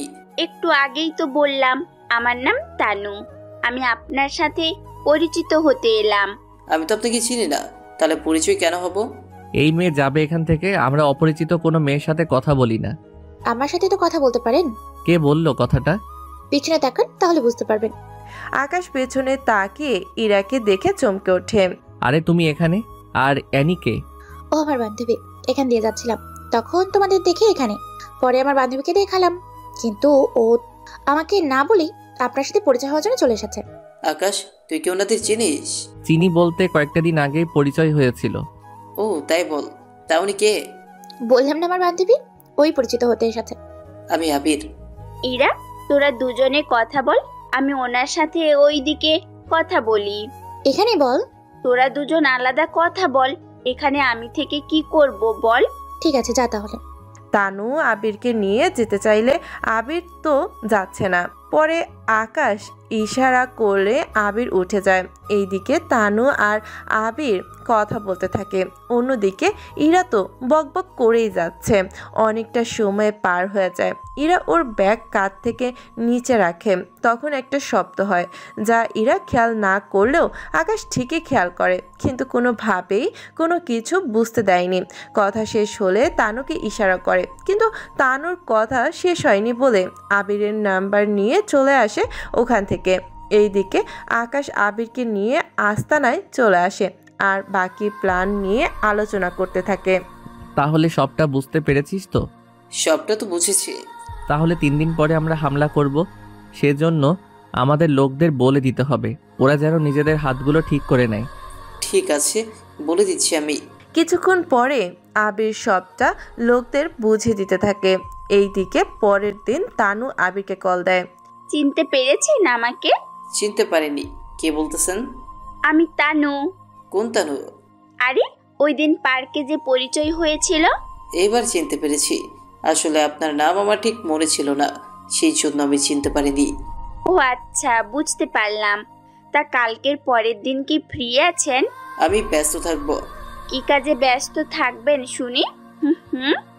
এত জেনে আপনার কোনো কাজ নেই, কে জন্য কল করেছেন সেটা আগে বলুন। আপনার সাথে দেখা করার জন্য। হঠাৎ দেখা করার কথা? ব্যাপারটা কি বলুন তো? ব্যাপার তেমন কিছুই নেই, ওই দিন তো ঠিক মতো কথা বলতে পারিনি, সেই জন্য। আচ্ছা, আসতে পারলে জানাবো। ঠিক আছে। এদিকে ইরা তখন পাশে ছিল। কথা শেষ হলে ইরা জিজ্ঞেস করে, তখন তানু বলে ওঠে, বলল কিছু কাজে ব্যস্ত থাকবে, সেই জন্য আসতে পারবে কিনা জানে না। কাল আবারও কল দিতে হবে। তুই আকাশকে কল দিয়ে দেখা করার জন্য আসতে বল। আচ্ছা দেখে তাহলে কল দিয়ে। তানুর কথা আকাশকে কল দিয়ে আসতে বলে। আকাশ কথা বলে শিওর করে বলেনি আসবে কি আসবে না। এইদিকে ব্যাপারটা আকাশ এসে আবিরকে জানায়। আবির ওকে সবটা বলে, সবটা শোনার পরে, তুই তাহলে কাজের ব্যাপারে কোনো কিছু ওদের কাছে শেয়ার করিসনি তো? আমি কি পাগল যে ওদের কাছে সবটা শেয়ার করতে যাব? তোকে একটা সত্যি কথা বলি। কি সত্যি বল? তার আগে এটা বল, তুই কি তানুকে পছন্দ করতে শুরু করেছিস? পছন্দ তো করতে শুরু করেছি, এখন বল কি সত্যি বলবে? আকাশ এরপর আবিরকে এমন কিছু সত্যি কথা বলে যা শুনে আবির নিজেই এতটা অবাক হয়ে যায় যে ওর মুখ থেকে কোনো কথাই বেরোচ্ছে না। আকাশ, তুই কি এত সিরিয়াস? আমি 100% সিরিয়াস। তাহলে এবার খেলা আমরা দুজন খেলবো। তবে সাবধানে থাকিস। তুই কোনো চিন্তা করিস না, আমি সাবধানে থাকবো। যদি আর খোঁজ না পাস তো তাহলে ধরে নিস। এত সহজে ওরা এসব করতে পারবে না, কেননা কোনো প্রমাণ নেই ওদের হাতে। সেজন্য আগে প্রমাণ নিবে, তারপর ওরা যা করার করবে। বুঝতে পেরেছি। ঠিক আছে, আগে আমরা যা ঠিক করেছি সেটা আগে জয়লাভ করেই তারপর অন্য কিছু নিয়ে ভাবা যাবে। ঠিক আছে, তুই তাহলে দেখা করলে করে আসতে পারিস। তাহলে তুই ওখান থেকে আসার পরে তখন না হয় একটা সময় আসতে বলবো। ঠিক আছে। এইদিকে পরের দিন আকাশ 30 জন লোক নিয়ে বেরিয়ে পড়ে। 30 জন লোক সাথে 5টা গাড়ি। তথ্য অনুযায়ী ওরা একটা জঙ্গলের ভিতরে আসে। আসার সময় ওখানে থাকা মোবাইলের নেটওয়ার্ক জ্যাম করে দেয়। নেটওয়ার্ক পরে ওখানে টেলিফোন লাইনের তারও কেটে দেয়, কিন্তু বিদ্যুৎ তার কাটতে পারেনি, কেননা জঙ্গলে ওরা সৌরবিদ্যুৎ ব্যবহার করে। কেননা জঙ্গলের ভিতরে বিদ্যুতের সংযোগ তো নিতে পারবে না। এই দিকে সবটা ঠিক করার পরে আকাশ ওর লোকদের চারদিকটা ঘিরে রাখার জন্য বলে। ওরা ঠিক তাই করে, চারদিকটা ওরা ঘিরে রাখে। তারপর এক এক করে ওরা আক্রমণ করতে থাকে। এতে রিয়াজের লোকেরা বুঝতে পারছে না কোনো দিক দিয়ে ওরা পালাবে। এইদিকে যেই ভিতর থেকে বাহিরে আসবে তাকেই মেরে ফেলা হচ্ছে। এভাবে কিছুক্ষণ যাওয়ার পরে রিয়াজের অনেক লোককেই মেরে ফেলা হয়। কিছুক্ষণের ভিতরে আকাশ ও লোকজন নিয়ে রিয়াজকে ঘেরাও করে ফেলে। রিয়াজ ওদেরকে বলে, তোরা জানিস না তোরা কার শরীরে হাত দিয়েছিস? তুই কি জানিস তোর সামনে কে দাঁড়িয়ে আছে? কে তুই? আমি সে ব্যক্তি যাকে মারার জন্য তুই 20 জন লোক পাঠিয়েছিস। কি তুই সেই আকাশ? কিন্তু আমার লোকরা তো বলেছিল তুই মরে গেছিস। আরে পাগল, তুই যার সাথে ফোনে কথা বলতি সে লোকটা আমি ছিলাম, বুঝতে পারলি? কি এত বড় ধোঁকা আমার সাথে? তুই যদি ধোঁকা দিতে পারিস তাহলে আমি কেন পারবো না? তাছাড়া এখন বেশি কথা বলে কাজ নেই, তোমরা এই পুরো বাড়ি বোমা লাগিয়ে দাও। লোকগুলো তাই করতে থাকে, পুরো বাড়িতে বোমা লাগিয়ে দেয়। সাথে রিয়াজের সব লোকদের এক এক করে ভেতরে নিয়ে আসে। তারপর ওরা বের হয়, কিছুটা দূর এসে সবগুলো বোমা ফাটিয়ে দেয়। এতে ওখানে থাকা সব কিছু ধ্বংস হয়ে যায়। কিছুক্ষণ পরে ওখান থেকে ওরা চলে আসে। ফেরার সময় আবিরকে কল দিয়ে খবরটা জানিয়ে দেয়। এইদিকে কয়েক ঘন্টা পর আকাশ আবারও আস্তানায় চলে আসে। অন্যদিকে কয়েকটা ঘন্টা পরে কি করে হলো এইসব? বস তা তো জানি না, তবে খবর পেয়েছি ওখানে থাকা রিয়াজ বস আর ওনার সাথে থাকা 30 জন লোকও মারা গেছে। কেউ এই কাজটা করতে পারে? ডেভিল বসকে কি জবাব দেব আমি? এইদিকে ডেভিল ও কল দিয়ে বসে। ডেভিলের কল পেয়ে রাজীবের তো হাত কাঁপতে থাকে, তাই কল রিসিভ করে। জি বস বলুন। এই আমি কি শুনতেছি? বস যা শুনতেছেন সবই ঠিক, কিন্তু ওই কাজটা কে করলো সেটাই তো বুঝতে পারছি না। ওই বাসায় তো সিসিটিভি আছে, হাইড্রিক্স দিয়ে তো দেখা যাবে। বস ওই জায়গায় তো ইট পর্যন্ত ভালো নেই, সেখানে হার্ড ডিস্ক কিভাবে ভালো থাকবে? সেটাও তো কথা। তাহলে একটা কাজ করো, যে করেই হোক খোঁজ নিয়ে দেখ কাজটা কে করেছে। জি বস আমি দেখতেছি।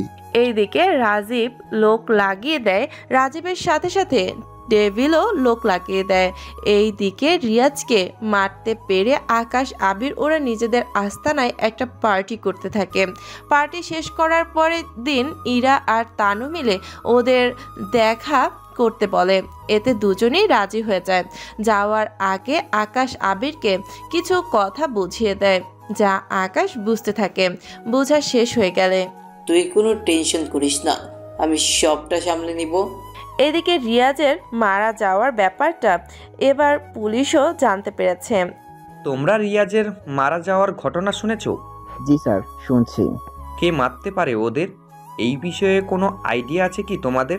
স্যার রিয়াজ রাজীব এরা দুজনেই ডেভিলের হয়ে কাজ করে, কিন্তু এদের মধ্যে ঝগড়ার কারণে একজন আরেকজনকে মেরে ফেলেছে নাকি এখানে দ্বিতীয় পক্ষের কোনো লোক ঢুকে পড়ে মেরেছে। আমি যে কিছু লোকের উপরে নজর রাখতে বলেছিলাম, তাদের কোনো খোঁজ পেলে? খোঁজ বলতে ওরা জানিয়েছে ওরা তেমন কোনো প্রমাণ পায়নি, যখন পাবে তখন আমাদের অবশ্যই জানাবে। তবে আমি এটা শিওর, যদি ওদের নিজেদের মধ্যে কোনো ঝগড়া না হয়ে থাকে তাহলে যাদের উপরে নজর রাখতে বলেছি ওরাই এই কাজটা করেছে। কিন্তু ওরা কোথায় থাকে এই সব ব্যাপারে জানা যায়নি কোনো কিছু। স্যার আমরা যখন জানি তাহলে ওদের সাহায্য নিয়ে কেন আমরা ওদের ধরছি না?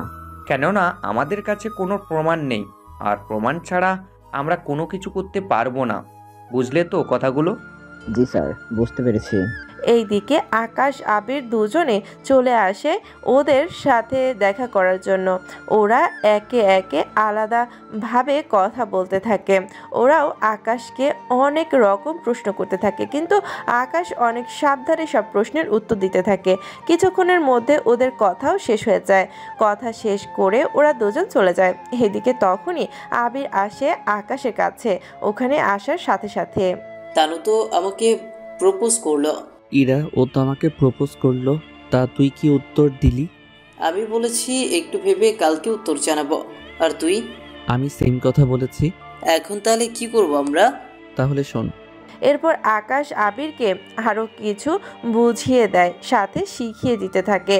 এভাবে পরের দিন ওরা দুজনে ওদের সাথে দেখা করে আর ওদের প্রস্তাবে রাজি হয়ে যায়। এতে ইরা আর তানু দুজনেই খুশি হয়ে যায়। এরপর ওরা প্রায় সময় দেখা করে। তবে আবির প্রতিবার দেখা করার আগে আকাশকে সবটা জানিয়ে রাখত। এভাবে 1 মাস কেটে যায়। ওরা চারজনই চারজনকে ভালোবেসে ফেলেছে। তবে আবির আর আকাশের ক্ষেত্রে একটু অন্যরকম।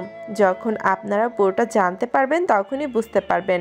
অন্যদিকে রাজীবের লোক ওকে কিছু কথা বলতে থাকে। রাজীব সে কথাগুলো আবার ডেভিলকে বলতে থাকে। ডেভিল সেসব শোনার পরে, কি বলছিস তাহলে এই কথা? জি বস, এখন তো আবারই ভয় হচ্ছে। আরে ভয় কেন হবে? দেখতেই তো পাচ্ছেন রিয়াজকে কিভাবে বেড়ে ফেলেছে। আরে রিয়াজ আর তুই কি এক নাকি? তারপরেও ভয় হচ্ছে তো কিছুটা। আচ্ছা আমি দেখতেছি ওর খবর, কিন্তু ও দেখতে কেমন সেটাও তো খোঁজ নিতে পারিনি এখনো। কিন্তু কি করার যায় এখন সেটাই ভাবছি। আমি তাহলে কয়েকটা দিন গা ঢাকা দিয়ে থাকি, তুমি কি বলো? ঠিক আছে তাই করো।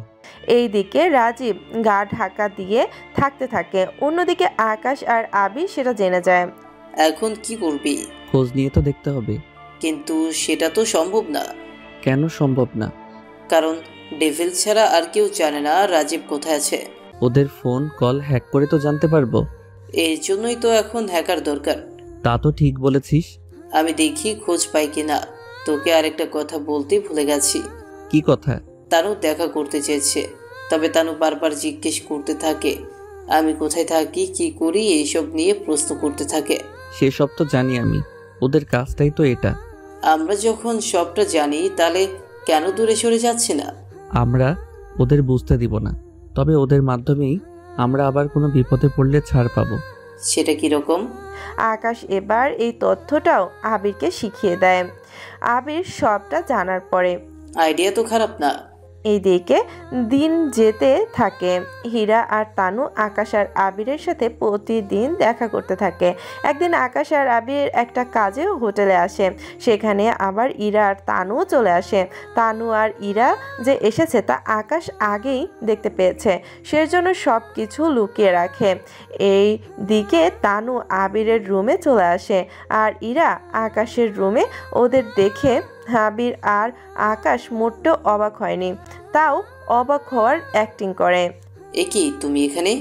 দেখলাম তোমরা হোটেলে এসেছো, সেই জন্য দেখতে আসলাম কোনো মেয়ে নিয়ে এসেছো কিনা। তুমি তো আছোই। মানে কি? মানে তুমি যা অনুমির সাথে ভেবেছো সেটা এখন তোমার সাথে হবে। আমার সাথে কেন? তুমি না আমাকে ভালোবাসো, তাহলে একটু আড্ডু করতে সমস্যা কি? আমি একটু ওয়াশরুম থেকে আসি। ঠিক আছে যাও। এইদিকে তানু তো ওয়াশরুমে যায়। এইদিকে আকাশ আর ইরার মধ্যে দুজনে ওয়াশরুমে যায়। এসে ওরা একজন আরেকজনকে মেসেজ করতে থাকে। কোনো কিছু পেলি? ওয়াশরুমে তো কোনো কিছু নেই।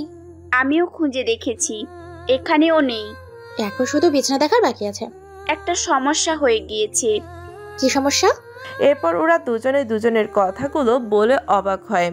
এইদিকে আবির আর আকাশ এসব কথা শুনতে পায়, সেজন্য ওরা বিছানা থেকে সে সব কিছু আগেই লুকিয়ে ফেলে। এইদিকে এখন তাহলে কি করব? ওরা তো বলছে তাই করতে হবে, এতে বিছানা চেক করা ও হয়ে যাবে। তাই বলে ওই সব করব? তুই তো আবিরকে ভালোবাসিস, তাছাড়া যখন ভালোই বাসিস তখন একটু স্যাক্রিফাইস তো করতেই হয়। ঠিক আছে। এরপর ওরা দুজনে চলে আসে বাহিরে। তবে ইরাকে অনেক নার্ভাস লাগছে। তাহলে শুরু করি। হ্যাঁ চলো। এরপর কি হয়েছে আর কি হয়নি তা আপনাদের এখন জানতে হবে না, কেননা এখানে কি কি হয়েছে তা পুরাই অজানা।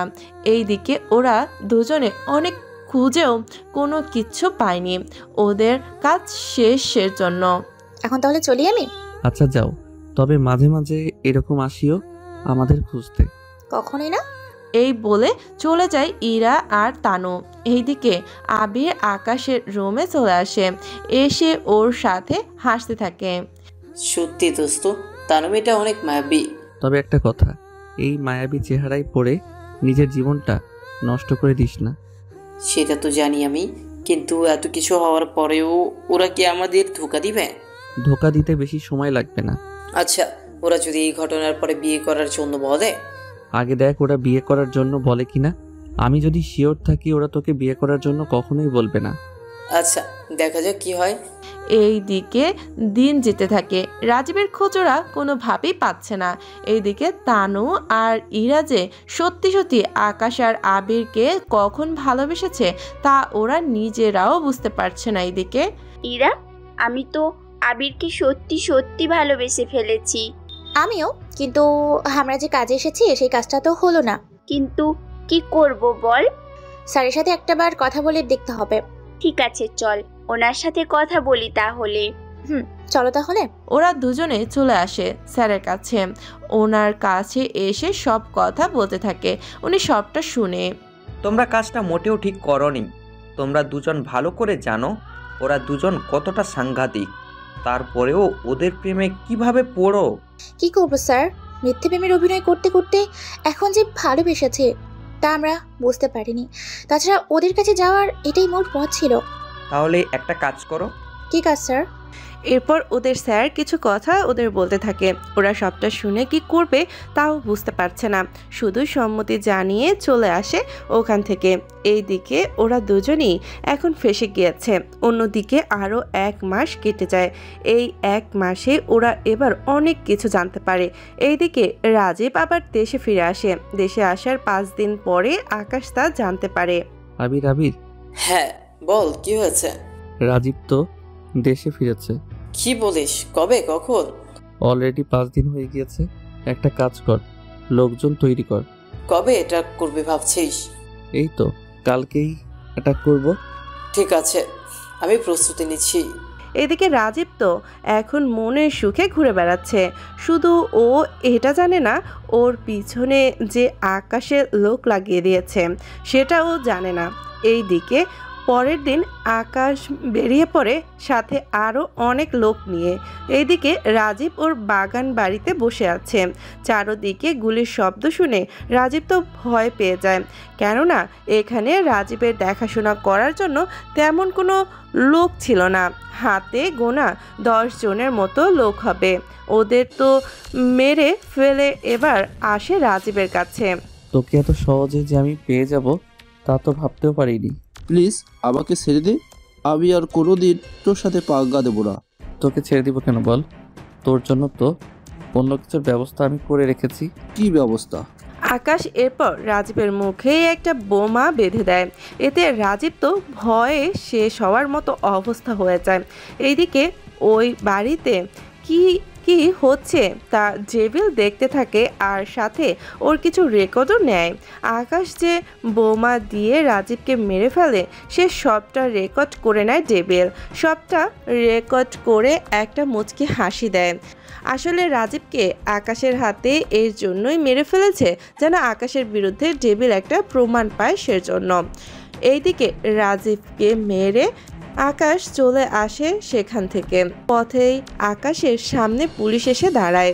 এখানে পুলিশকে দেখে আকাশ অবাক হয়, কিন্তু আকাশ চাইলেই পুলিশের সাথে লড়াই করতে পারে, কিন্তু এতে আকাশের সাথে থাকা অনেক লোকই মারা যাবে। সেজন্য আকাশ হাত তুলে সারেন্ডার করে নেয়। এইদিকে পুলিশ আকাশকে ধরে নিয়ে যায়, কিন্তু আকাশ ওর লোকদের আগে ইশারা করে পালিয়ে যেতে বলেছে। এইদিকে পুলিশ স্টেশনে নিয়ে আসা হলো আকাশকে। পরের দিন আবিরের কাছে বাকি লোকগুলো এসে সবটা জানায়।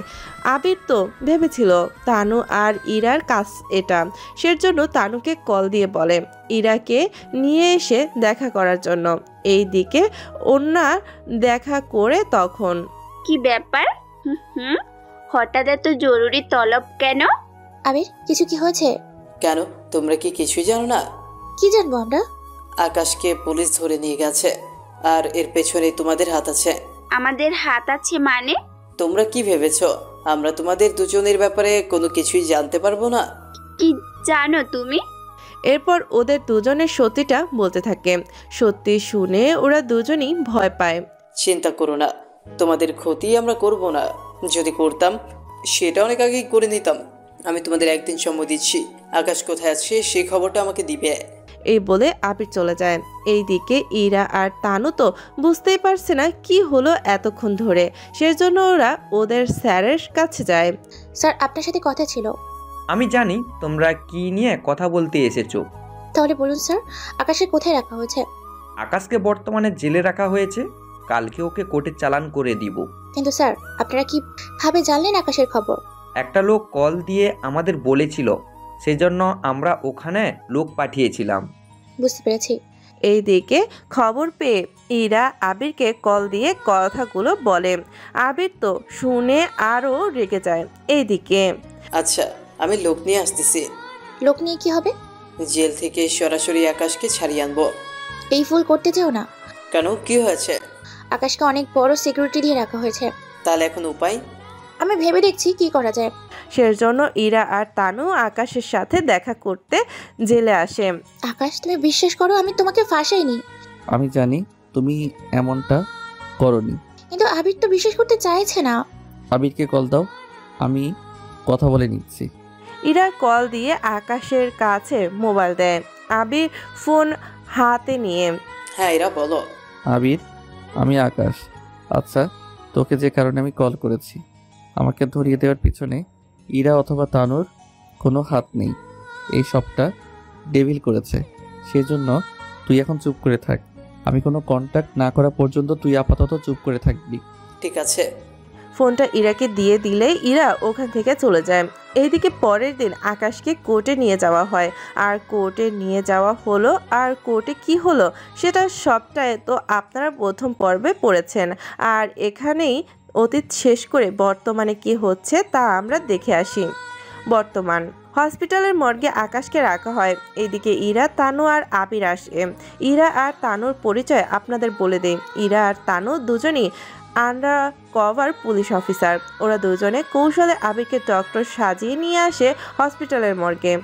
আবির, তোমাকে এই পর্যন্ত নিয়ে আসার কথা ছিল, আমি নিয়ে এসেছি। এবার বাকিটা তোমার কাছে। আমি যে পোশাকগুলো আনতে বলেছি নিয়ে এসেছো তো? এনেছি। এরপর আবির ওর পকেট থেকে একটা ইনজেকশন বের করে আকাশকে দেয়। ইনজেকশন দেওয়ার 2 মিনিট পরেই আকাশের জ্ঞান ফিরে। এভাবে জ্ঞান ফেরাতে ইরা আর তানু অবাক হয়। আকাশের জ্ঞান ফেরার পরেই ইরা আকাশকে জড়িয়ে ধরে কান্না করতে থাকে। এরপর আকাশকে ডক্টরের পোশাক পরিয়ে দেওয়া হয়। পরানো শেষ হলে ওরা ওই হসপিটাল থেকে বের হয়ে গাড়িতে বসে। এরপর ওদের নিয়ে চলে আসে আস্তানায়। ওখানে আকাশকে বিছানায় শুয়ে দেয়। আকাশ, তুই রেস্ট কর, তোর সাথে পরে কথা বলবো। তা তোর জন্য খাবার দিব কি? খিদে তো লেগেছে। আমি তোমার জন্য খাবার বানিয়েছি। তানু, চল আমার সাথে। ওরা দুজনে চলে যায় খাবার বানাতে। এদিকে ওদের এখানে কেন আনলি? আসলে তুই জেলে যাওয়ার পর থেকে ওরা এখানে থাকে। ওরা যদি বাহিরে পুলিশকে এই জায়গায় কথা বলে দেয়? ওদের দুজনের সাহায্য নিয়েই তো তোকে বাঁচাতে পেরেছে। ডিটেলস বলতো। আচ্ছা, ওরা আগে আসুক। তাছাড়া পাঠক পাঠিকারাও বসে আছে। তোর মৃত্যু থেকে জীবিত হওয়ার বিষয় নিয়ে ওরা নিজেরাই বুঝতে পারছে না। সেই জন্য সবাই আসুক, একসাথে বলে দিলে সবাই জেনে গেল। নয়তো এদের একবার আবার ওদের আরেকবার, এরকম হলে তো মাঝখান দিয়ে অনেক সমস্যা। সেই জন্য সবাইকে একসাথে বলে দেওয়াই ভালো মনে করি। 30 মিনিট পরে ইরা আর তানু আসে খাবার নিয়ে। কিন্তু আকাশের শরীর দুর্বল বলে নিজের হাতে খেতে পারছে না। আবির, তুমি আমার সাথে চলো। আমি এসে কি করব? তুমি দেখছো না ভাইয়া নিজের হাতে খেতে পারছে না? সমস্যা কি? আমি খাইয়ে দিচ্ছি। তুমি কি গাধা? ইরা থাকতে তুমি কেন খাইয়ে দিতে যাবে শুনি? সত্যি তো বলেই গিয়েছিলাম। মনে পড়লে চলো এখন। আর ইরা, খাওয়ানোর পরে একটু আদর সোহাগ হয়ে গেলে খবর দিস, তখন না হয় বাকি কথা শুনবো। ওরা যাবার পরে ইরা আকাশকে খাইয়ে দিতে থাকে। খাওয়ানো শেষ হলে ইরা আকাশকে জড়িয়ে ধরে রাখে।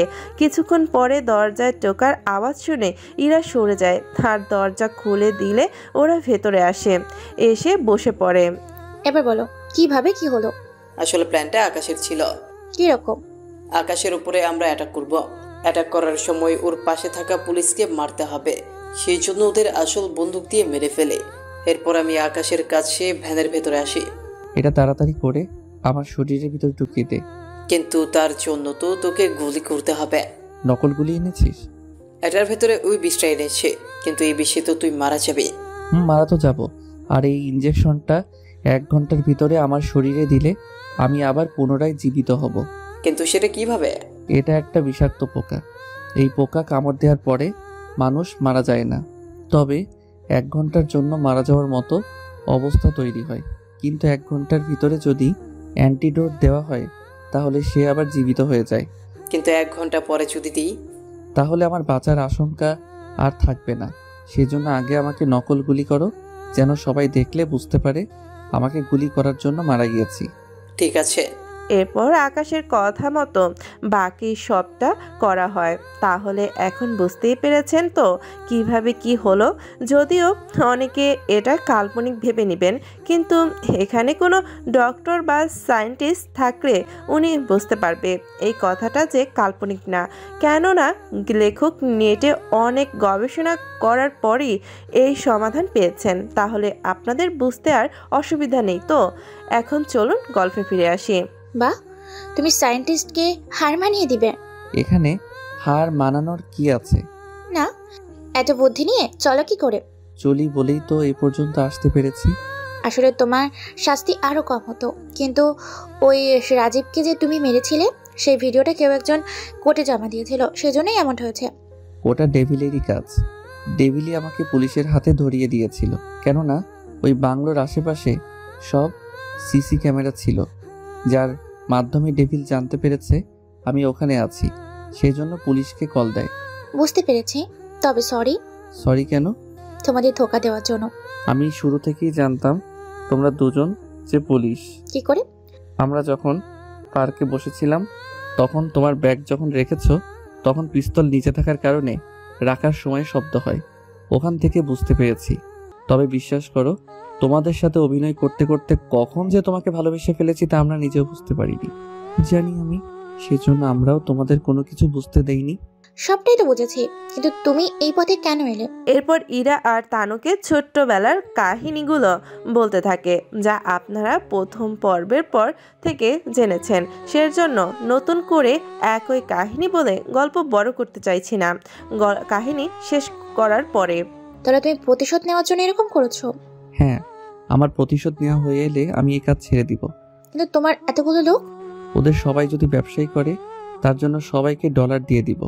ওরা সে ডলার দিয়ে আশা করি ভালোভাবে ব্যবসায় করে, ওদের পরিবারকে চালিয়ে নিতে পারবে। কিন্তু ডেভিলকে তুমি পাবে কোথায়? আমার মৃত্যুর খবরটা তো এতক্ষণে সব জায়গায় ছড়িয়ে গেছে। ডেভিল এতক্ষণে এই খবরটা পেয়ে গেছে, এতে করেও নিজেই গর্ত থেকে বের হবে, তখনই আমি ওকে মারবো। কিন্তু আমার তো একটা সমস্যায় পড়ে যাব। তোমার আবার কি সমস্যা? আমরা কি চাকরি করব? চাকরি করতে অসুবিধা কোথায়? না, আসলে আমার স্যার যদি এখন আমাকে আরেকটা মিশনে পাঠায় তাহলে তো এরকম ভাবে আরেকটা মাফিয়ার সাথে পরিচয় হতে হবে। কিন্তু তোমাকে ছাড়া অন্য কারোর সাথে আমি যাব কি করে বলো? তুমি আগে দেখো কি হয়। তুমি প্রথমে চাকরি ছাড়ার কোনো দরকার নেই। যখন দেখবে উনি তোমাকে অন্য কোনো মাফিয়ার সাথে কাজ করার জন্য জোর করতেছে, তখন চাকরি ছেড়ে দিও। তারপরেও স্যার কি রাজি হবে? ভাইয়া কিন্তু ঠিক কথা বলেছে ইরা। যখন স্যার বেশি প্রেসার দিবে তখন আমরা চাকরি ছেড়ে দিব। তোমরা তাহলে এখন তোমাদের অফিস যাও, নয়তো ওনারা অনেক কিছু ভেবে নিতে পারে। তেমন কিছুই হবে না। আচ্ছা যা গিয়ে, তাও তোমরা যখন বলছো তখন ঘুরে আসি। ঠিক আছে, যাও সাবধানে। এদিকে ইরা যাবার পর ডেভিল তো আকাশে মৃত্যুর খবর শুনে আনন্দ করতে থাকে, কেননা এত বছর পরে আকাশকে ওর পথ থেকে সরাতে পেরেছে সেজন্য। তোরা কে কোথায় আছিস? জি বস, বলুন। আজকে একটা পার্টির আয়োজন করো। কি জন্য বস? কর, আমার শত্রু আজকে মারা গেছে, সেজন্য তোদের একটা পার্টি তো দিতে হবে। জি বস, তাহলে তো ভালোই। এইদিকে ডেভিল ওর লোকদের নিয়ে পার্টি করতে থাকে। অন্যদিকে ইরা আর তানু আসে ওদের অফিসে। সেখানে তোমরা দুজন সারাক্ষণ কোথায় থাকো বলো তো? স্যার, আমাদের যে কাজে পাঠিয়েছেন সেই কাজ তো শেষ করেছো তো অন্য কেউ। তোমরা দুজনে এত মাস ওদের সাথে থেকেও ওদের আস্তানার খোঁজ এখনো নিতে পারোনি। এর চেয়ে বড় দুর্ভাগ্য আর কি হতে পারে? স্যার, আমরা তো অনেক চেষ্টা করেছি। আমি আরও একটা কাহিনী শুনেছি। কি কাহিনী স্যার? আমি জেনেছি আকাশের সাথে আরও একটা ছেলে আছে, ওকে তো ধরতে হবে। আর একটা ছেলে কই দেখলেন? একটা জঙ্গলে রাজার সাথে তার মন্ত্রীও থাকে। ওই আকাশের সাথে আরও একটা ছেলে আছে, ওই ছেলের খোঁজ লাগবে, সাথে ওই ছেলের আস্তানার খোঁজ আমাকে দিতে হবে। ঠিক আছে, তাই হবে। কয়েকটা মাস সময় দিন, হয়ে যাবে। কয়েকটা মাস কেন? একটা লোকের সাথে বন্ধুত্ব করে তার কাছাকাছি এসে তার সাথে তথ্য বের করে সহজ নাকি? তাছাড়া ওই ছেলের পরিচয় থেকে শুরু করে বাকি সব তথ্য তো আমাদের শিওর হতে হবে। স্যার, ইরা তো ঠিক কথাই বলেছে। ঠিক আছে, 1 মাস সময় দিলাম তোমাদের, এর ভিতরে আমার কিছু আপডেট হলেও দিতে হবে। ঠিক আছে স্যার। ওখান থেকে ওরা দুজনে এসে আকাশ আর আবিরকে সবটা জানায়। ওরা সবটা শুনতে পায়। সবটা শোনার পরে তাহলে একটা কাজ করি, 1 মাস তো অনেক সময়, এর ভিতরে আমরা ডেভিলকে শেষ করে দিয়ে এখান থেকে নতুন কোনো একটা দেশে চলে যাব। আমার তো মনে হয় এটাই ভালো হবে। তাহলে ডেভিলকে মারার প্ল্যান করতে থাকি। কিন্তু তোমার ওই লোকটির কি করবে? ওদের ব্যবসার জন্য ডলার দিয়ে দিব, ওরা তা দিয়ে নিজেদের মতো করে চলতে পারবে। ঠিক আছে, আমরা এখন চলি তাহলে। চলে যাবে মানে 2 দিন পরে আমরা আমেরিকা যাব। ওখানে কেন? ডেভিলকে মারা শেষ হলে আমরা ওখানে শিফট হয়ে যাব, সেই জন্য আগে থেকেই সবটা ঠিক করে আসব। তাহলে আমাদেরও নিয়ে চলো। ওখানে আমাদের 5 দিনের মতো সময় লাগবে। এতদিন তোমরা যদি দেশের বাইরে থাকো, তোমার স্যারকে কি জবাব দিবে বলো? ইরা, ভাইয়া কিন্তু ঠিক বলেছে। আবির আর আমি ওখানে এসে সবটা ঠিক করে নিব। এরপর ডেভিলকে মারা হয়ে গেলে ওখানে আমরা চলে যাব। ঠিক আছে, যেও তাহলে, সাবধানে। 2 দিন পরে ওরা আমেরিকা চলে যায়। অন্যদিকে ইরা আর তানু অফিসে আসে। ওখানে ডেভিলের কিছু তথ্য ওনার হাতে দেয়। এইগুলো কি? এইগুলা ডেভিলের তথ্য। ডেভিলকে? যে আকাশকে ধরিয়ে দিয়েছিল। এর বাইরে ডেভিলের আরো একটা পরিচয় আছে। কি পরিচয়? ডেভিল হচ্ছে আন্ডারওয়ার্ল্ডের মাফিয়া। তুমি এত কিছু কি করে জেনেছো? যখন আকাশের সাথে কথা বলছিলাম তখনই জানতে পেরেছি। তার ডেভিলের ঠিকানা জানতে পেরেছো? ডেভিল কোথায় থাকে তাও কেউ জানে না, এবং কি ওকে কেউ চোখেও দেখেনি। সেই জন্য ও সাধারণ মানুষের মতো চলাফেরা করে, যার কারণে ওকে কেউ ধরতে পারছে না। আচ্ছা দেখো, ডেভিলের সম্পর্কে আরো কোনো তথ্য জানতে পারো কিনা? অন্যদিকে 5 দিন পরে আকাশ আর আবির ফিরে আসে দেশে। ওদের দেশে আসাতে ইরা তানু ওদের সাথে দেখা করার জন্য ওদের আস্তানায় আসে। সবটা ঠিক আছে তো? সব কিছু ঠিক আছে, এখন শুধু কাজটা ঠিক মতো করতে পারলেই হলো। কি কাজ? ওই যে ডেভিলকে মারার। তোমাকে তো আর একটা কথা বলার ছিল। কি কথা? স্যার বলেছে তোমার আস্তানা কোথায় সেটা যেন খোঁজ নিয়ে দেখি। তা উনি সময় কি দিয়েছে? সময় দিয়েছে বলতে 1 মাস মতো সময় দিয়েছে, আর তোমাদের যা করার 1 মাসের ভিতরেই করতে হবে। চিন্তা করো না, 1 মাসের ভিতরে সবটা হয়ে যাবে। এই দিকের খবর তো আপনারা জানলেনই। 2 দিন পরে আজকে কিছু মাল আসবে আমাদের। কি মাল বস? কিছু অস্ত্র আসবে। কিন্তু এই সময় অস্ত্র কি করে আসবে? কেন, আকাশ তো নেই, তাহলে এত ভয় পাওয়ার কি আছে? বস, আকাশ তো নেই সেটা আমিও জানি। তাহলে এত ভয় পাওয়ার কারণ কি? আকাশ নেই কিন্তু ওর লোক তো আছে। রাজা ছাড়া প্রজার কোনো দাম নেই। ওরা কি করবে? ওদের দ্বারা তো কোনো কিছুই করা সম্ভব না। তারপরেও বস, আমি খোঁজ নিয়ে দেখেছি আকাশের সাথে আরেকটা ছেলে আছে। আকাশ যখন কোনো কাজে যায় তখন ওই ছেলের কাছেই সব দায়িত্ব দিয়ে যেত। কি বলিস, সত্যি নাকি?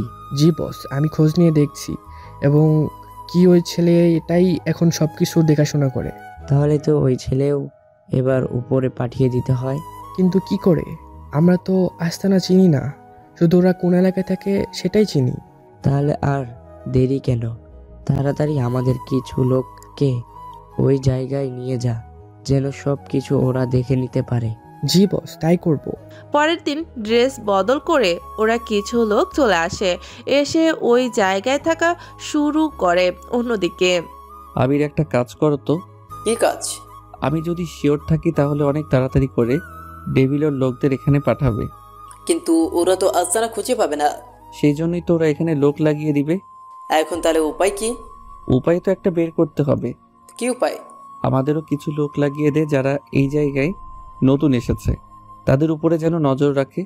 তাহলে আমরা বুঝতে পারবো এখানে কে কে নতুন আর কে কে পুরাতন। ঠিক আছে, আমি লোক লাগিয়ে দিচ্ছি। এরা তো ওদের কাজ শুরু করে দেয়। অন্যদিকে ইরা আর তানু অফিসে বসে আছে তখন। আচ্ছা ইরা, আকাশকে যেদিন খুন করা হয়েছিল ওই দিন আমাদের কতজন লোক মারা গিয়েছিল? এই তো স্যার, 6 জনের মতো। বাকিদের কোনো মারা হয়নি? বাকিদের মারবে কি করে? ওই গাড়িতে আক্রমণ হওয়ার ফলে বাকিরা তো ভয়ে পালিয়েছে। বিশ্বাস করুন স্যার, আমি মোটেও ভয় পেয়ে যাইনি। তুমি তাহলে কি করছিলে? আমি তো আরেকটা গাড়ি নিয়েছিলাম ওখানে। তারপর কি হয়েছে? ওখানে যাওয়ার পর হঠাৎ আমাদের গাড়ির উপর অ্যাটাক করে। কোনো কিছু বুঝে ওঠার আগেই গাড়ির চাকা নষ্ট হয়ে যায়। তারপর কিছু লোক তা আমাদের দিকে বন্দুক ধরে রেখেছে। মানে তোমাদের শুধু জিম্মি করে রেখেছে আর বাকি গাড়িতে থাকা ওই সব হাবিলদারদের মেরে ফেলে, তাই তো? জি স্যার, তেমন কিছুই হয়েছে। তা আকাশের বডি এখন কোথায়? বডি তো মর্গে থাকার কথা। কাল ওর বডি নিয়ে আসিও। জি স্যার, নিয়ে আসবো। এইদিকে ইরা আর তানু তো পুরো ঘাবড়ে যায়। সেজন্য ওরা একজন হসপিটালে আসে, এসে ডক্টরকে কিছু একটা বোঝাতে থাকে, বুঝিয়ে ওখান থেকে চলে আসে। পরে পুলিশ অফিসার আসে বডি নেওয়ার জন্য। তখন ডক্টর, কি জন্য এসেছেন আপনারা? বডি নেওয়ার জন্য। কার বডি নেবেন? আকাশের বডি। ওনার বডি তো নেই। বডি নেই মানে? বডি তো জ্বালিয়ে দেওয়া হয়েছে। আপনাদের বডি জানাতে কে বলেছে? জ্বালিয়ে দিব না তো কি করব? একটা বডির সব কিছু চেক আপ করা শেষ। আপনাদের কোনো কাজ নেই বডি নিয়ে, সেই জন্য বডি জ্বালিয়ে দিয়েছি। আপনাকে জ্বালাতে কে বলেছে? ও কি হিন্দু নাকি? হিন্দু কিনা জানি না, মাটি দেওয়ার জায়গা খুঁজে পাইনি, সেই জন্য ওটাই করেছি। একবার আমাদের জানাবেন তো। দেখুন, আমার কাজ আছে, আপনারা এখন আসতে পারেন। পুলিশ অফিসার কোনো কিছু না পেয়ে চলে আসে ওখান থেকে। এসে ওর স্যারকে সবটা বলে। উনি তো সবটা শুনে নিজে অবাক হয়ে যায়। একবার বডিটা দেখতে পেলে হতো। কেন স্যার, বডি দিয়ে কি করবেন? ওটা আদৌ আকাশের বডি কিনা তা চেক করতাম আর কি। আমাদের কাছে তো আকাশের বডি শনাক্ত করার তেমন কিছুই নেই। নেই তো জানি, কিন্তু ও মারা গেছে কিনা সেটা তো শিওর হতে পারতাম। 6 জন পুলিশের শরীরে যে গুলি লেগেছে, আকাশের শরীরেও সেম গুলি লেগেছে। তা আমি নিজে চেক করেছি, ও মারা গেছে। আমার কেন জানি মনে হচ্ছে আকাশ এখনো বেঁচে আছে। আমার মনে হয় এটা আপনার মনের ভুল। যাক গিয়ে ডেভিলের খোঁজ নিয়েছো। ডেভিল কোথায় থাকে এটাই এখন পর্যন্ত জানতে পারিনি। তবে আমরা ভুল করেছি একটা জিনিস। কি সেটা? আকাশকে যখন ধরেছিলাম তখন ওর থেকে যদি ডেভিলের খোঁজ নিতে পারতাম, তাহলে তো এতটা ঝামেলা এখন নিতে হতো না আমাদের। তাহলে এখন কি করবে ভাবতেছো? আমাদের তো মনে হচ্ছে আমরা আকাশের দলকে অনুসরণ করলে ডেভিলকে ধরতে পারবো। তোমার এরকমটা অনুমান করার মানে কি? দেখুন স্যার, আমি এই কারণে বলছি, আকাশের লোক যদি জানে ডেভিল কোথায়, তাহলে তো ওরা নিজেই ডেভিলকে মারার জন্য উঠে পড়ে লেগে যাবে। কথাটা ঠিক বলেছো, তবে আমরা এক জিনিস খারাপ করেছি। কি সেটা? আমরা যদি আকাশকে বাঁচিয়ে রাখতাম তাহলে ও নিজে ডেভিলকে মেরে ফেলতো। এতে আমাদের কাজ আরো সহজ হয়ে যেত। তাহলে স্যার এখন উপায় কি? ওদের দুজনকেই ফলো করো, তাহলে আমরা সঠিক তথ্যটা জানতে পারবো। জি স্যার, তাই করব। এই দেখে আকাশ আবির ডেভিলকে ধরার জন্য সব রকম প্ল্যান করতে থাকে। ওদের সাথে ইরা ও তানু ছিল। ওরাও নিজেদের মতো করে ওদের প্ল্যান বলতে থাকে, কিভাবে কি করবে না করবে এই ব্যাপারে বলতে থাকে। আমার মনে হয় আকাশ, তোর এই মুহূর্তে মুখটা ঢেকে বাইরে বের হওয়া দরকার। আমি কেন মুখ ঢেকে নিব? তুই বেঁচে আছিস এটা জানলেই তো সমস্যা। ঠিক আছে, আমি মুখে অন্য একজনের মাস্ক ব্যবহার করব। এটাই ভালো হবে। এইদিকে ইরা নিজেদের মতো করে কাজ করতে থাকে। অন্যদিকে ডেভিলের কাছে আস্তে আস্তে সব খবর চলে যেতে থাকে। কিছুক্ষণ পরে, ওদের আস্তানা খুঁজে পেয়েছিস কি? খুঁজে পাইনি, তবে ওরা যে জায়গায় থাকে ওটা তো খুঁজে পেয়েছি। কিন্তু সমস্যা হচ্ছে ওদের কাউকে তো আমরা ঠিক চিনি না, নাই কখনো ওদের দেখেছি। সেজন্য ঠিক বুঝতে পারছি না ওর দলের লোকগুলো আসলে কে। আচ্ছা, সমস্যা নেই।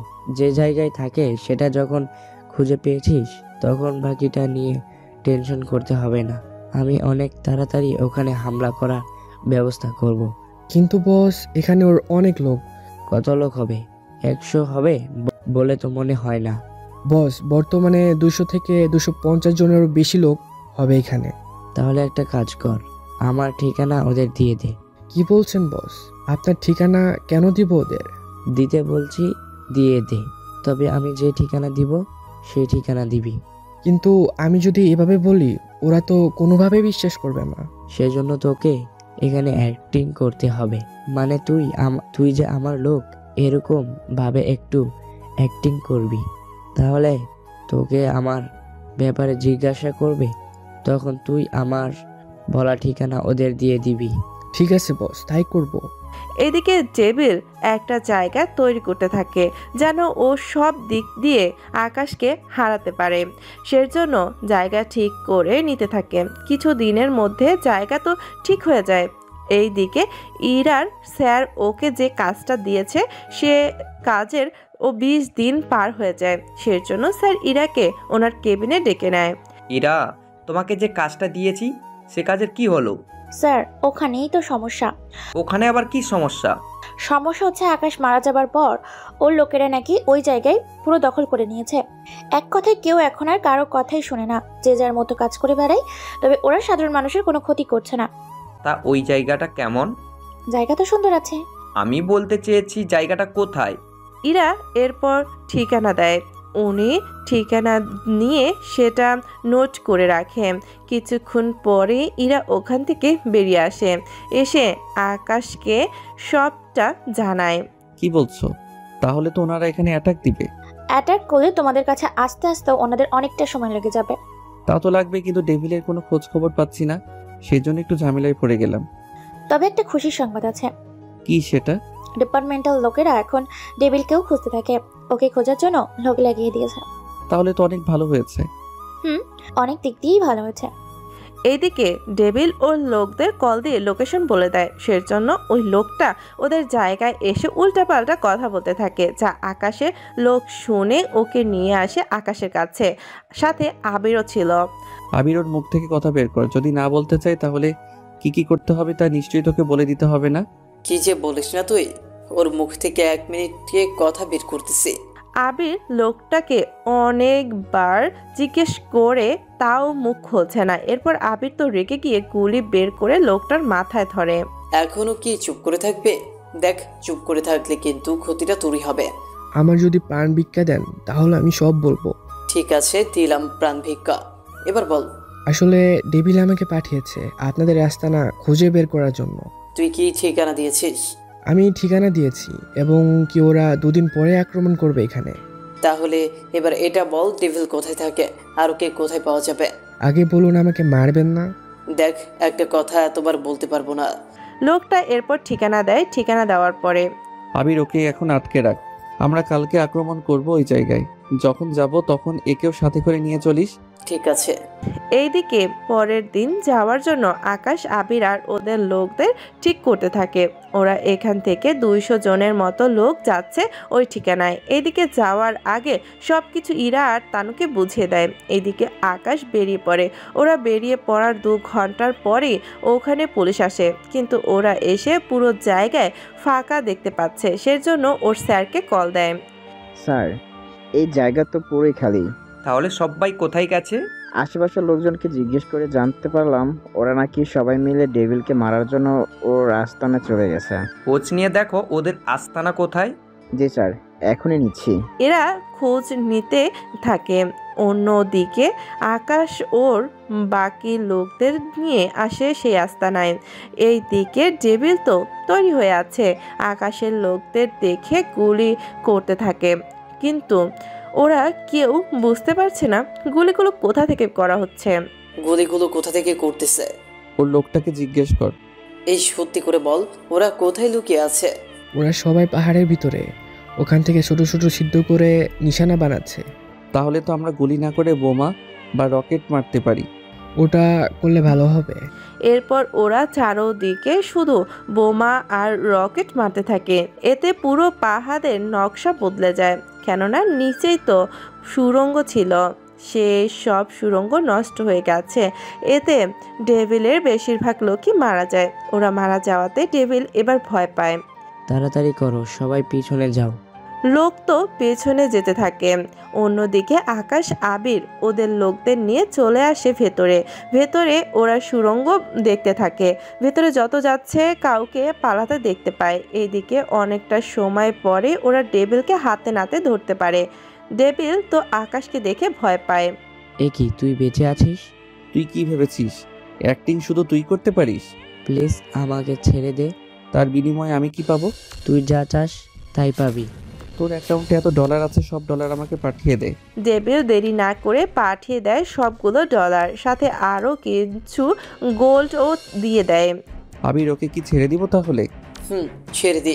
এইদিকে টেবিলকে একটা রুমের মধ্যে ছেড়ে দেয় আর বাহির থেকে দরজা আটকে দেয়। সেখানে 2টা বোমা ফিট করে বেরিয়ে আসে। কিছুক্ষণ পর ওখানে একটা ধামাকা হয়ে যায়। এতে ডেভিলের সাথে সাথে আরও কিছু শেষ হয়ে যায়।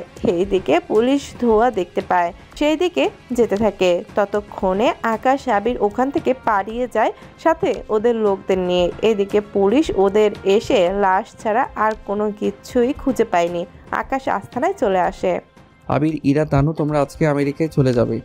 ওখানে এসে 2টা অ্যাকাউন্ট খুলবে, তোমাদের 3 জনের জন্য 3টা। তোমার জন্য?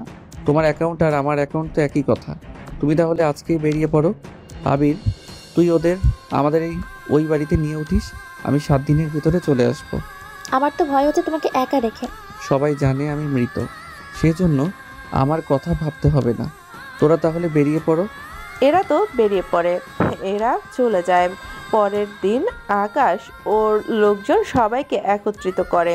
তোমরা এতদিন আমার সাথে ইমানদারের সাথে কাজ করেছো। আমি দেশের বাইরে একেবারের জন্য শিফট হয়ে যাচ্ছি, সেই জন্য আমি চাই তোমরা এই লাইনে কাজ করা ছেড়ে দাও। কিন্তু আমাদের সংসার চলবে কি করে? আমি তোমাদের সবার অ্যাকাউন্ট $2 মিলিয়ন করে দিব। সবার অ্যাকাউন্টে এই ডলার দিয়ে সবাই ব্যবসায়ী করবে। এই লাইনটা পুরো ছেড়ে দিবে। যারা মারা গেছে তাদের পরিবারের হাতেও সেমভাবে ডলার দেওয়া হবে। এবার সেই লাইন ধরো, আমি সবাইকে ডলার বুঝিয়ে দিচ্ছি। এরপর সবাইকে ডলার বুঝিয়ে দেয়। সবাই তো অনেক খুশি হয়। তোমাদের কাছে আমার অনুরোধ থাকবে, তোমরা এই ডলার নিজেদের কাজে লাগাই, যেন কারো কাছে তোমাদের হাত পাততে না হয়। লোকজন তো অনেক খুশি হয়, ওরা খুশি চলে যায়। এইদিকে ইরা, তানু, আবির ওরা ওখানে পৌঁছে যায় আর 3 জনে একা ওন তৈরি করে নেয়।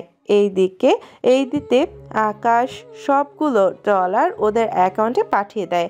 এইদিকে পুলিশ এই কেসের কোনো হদিশ আর খুঁজে পায়নি, কেননা ইরা আর তানু ওরা দুজনেই চাকরি ছেড়ে দিয়েছে আকাশের কথায়। তারপর ওরা দেশেও নেই, কোথায় আছে কি করতেছে তা ওরা মোটেও জানে না কিছুই। 2 দিন পরে আকাশও চলে আসে আমেরিকায়।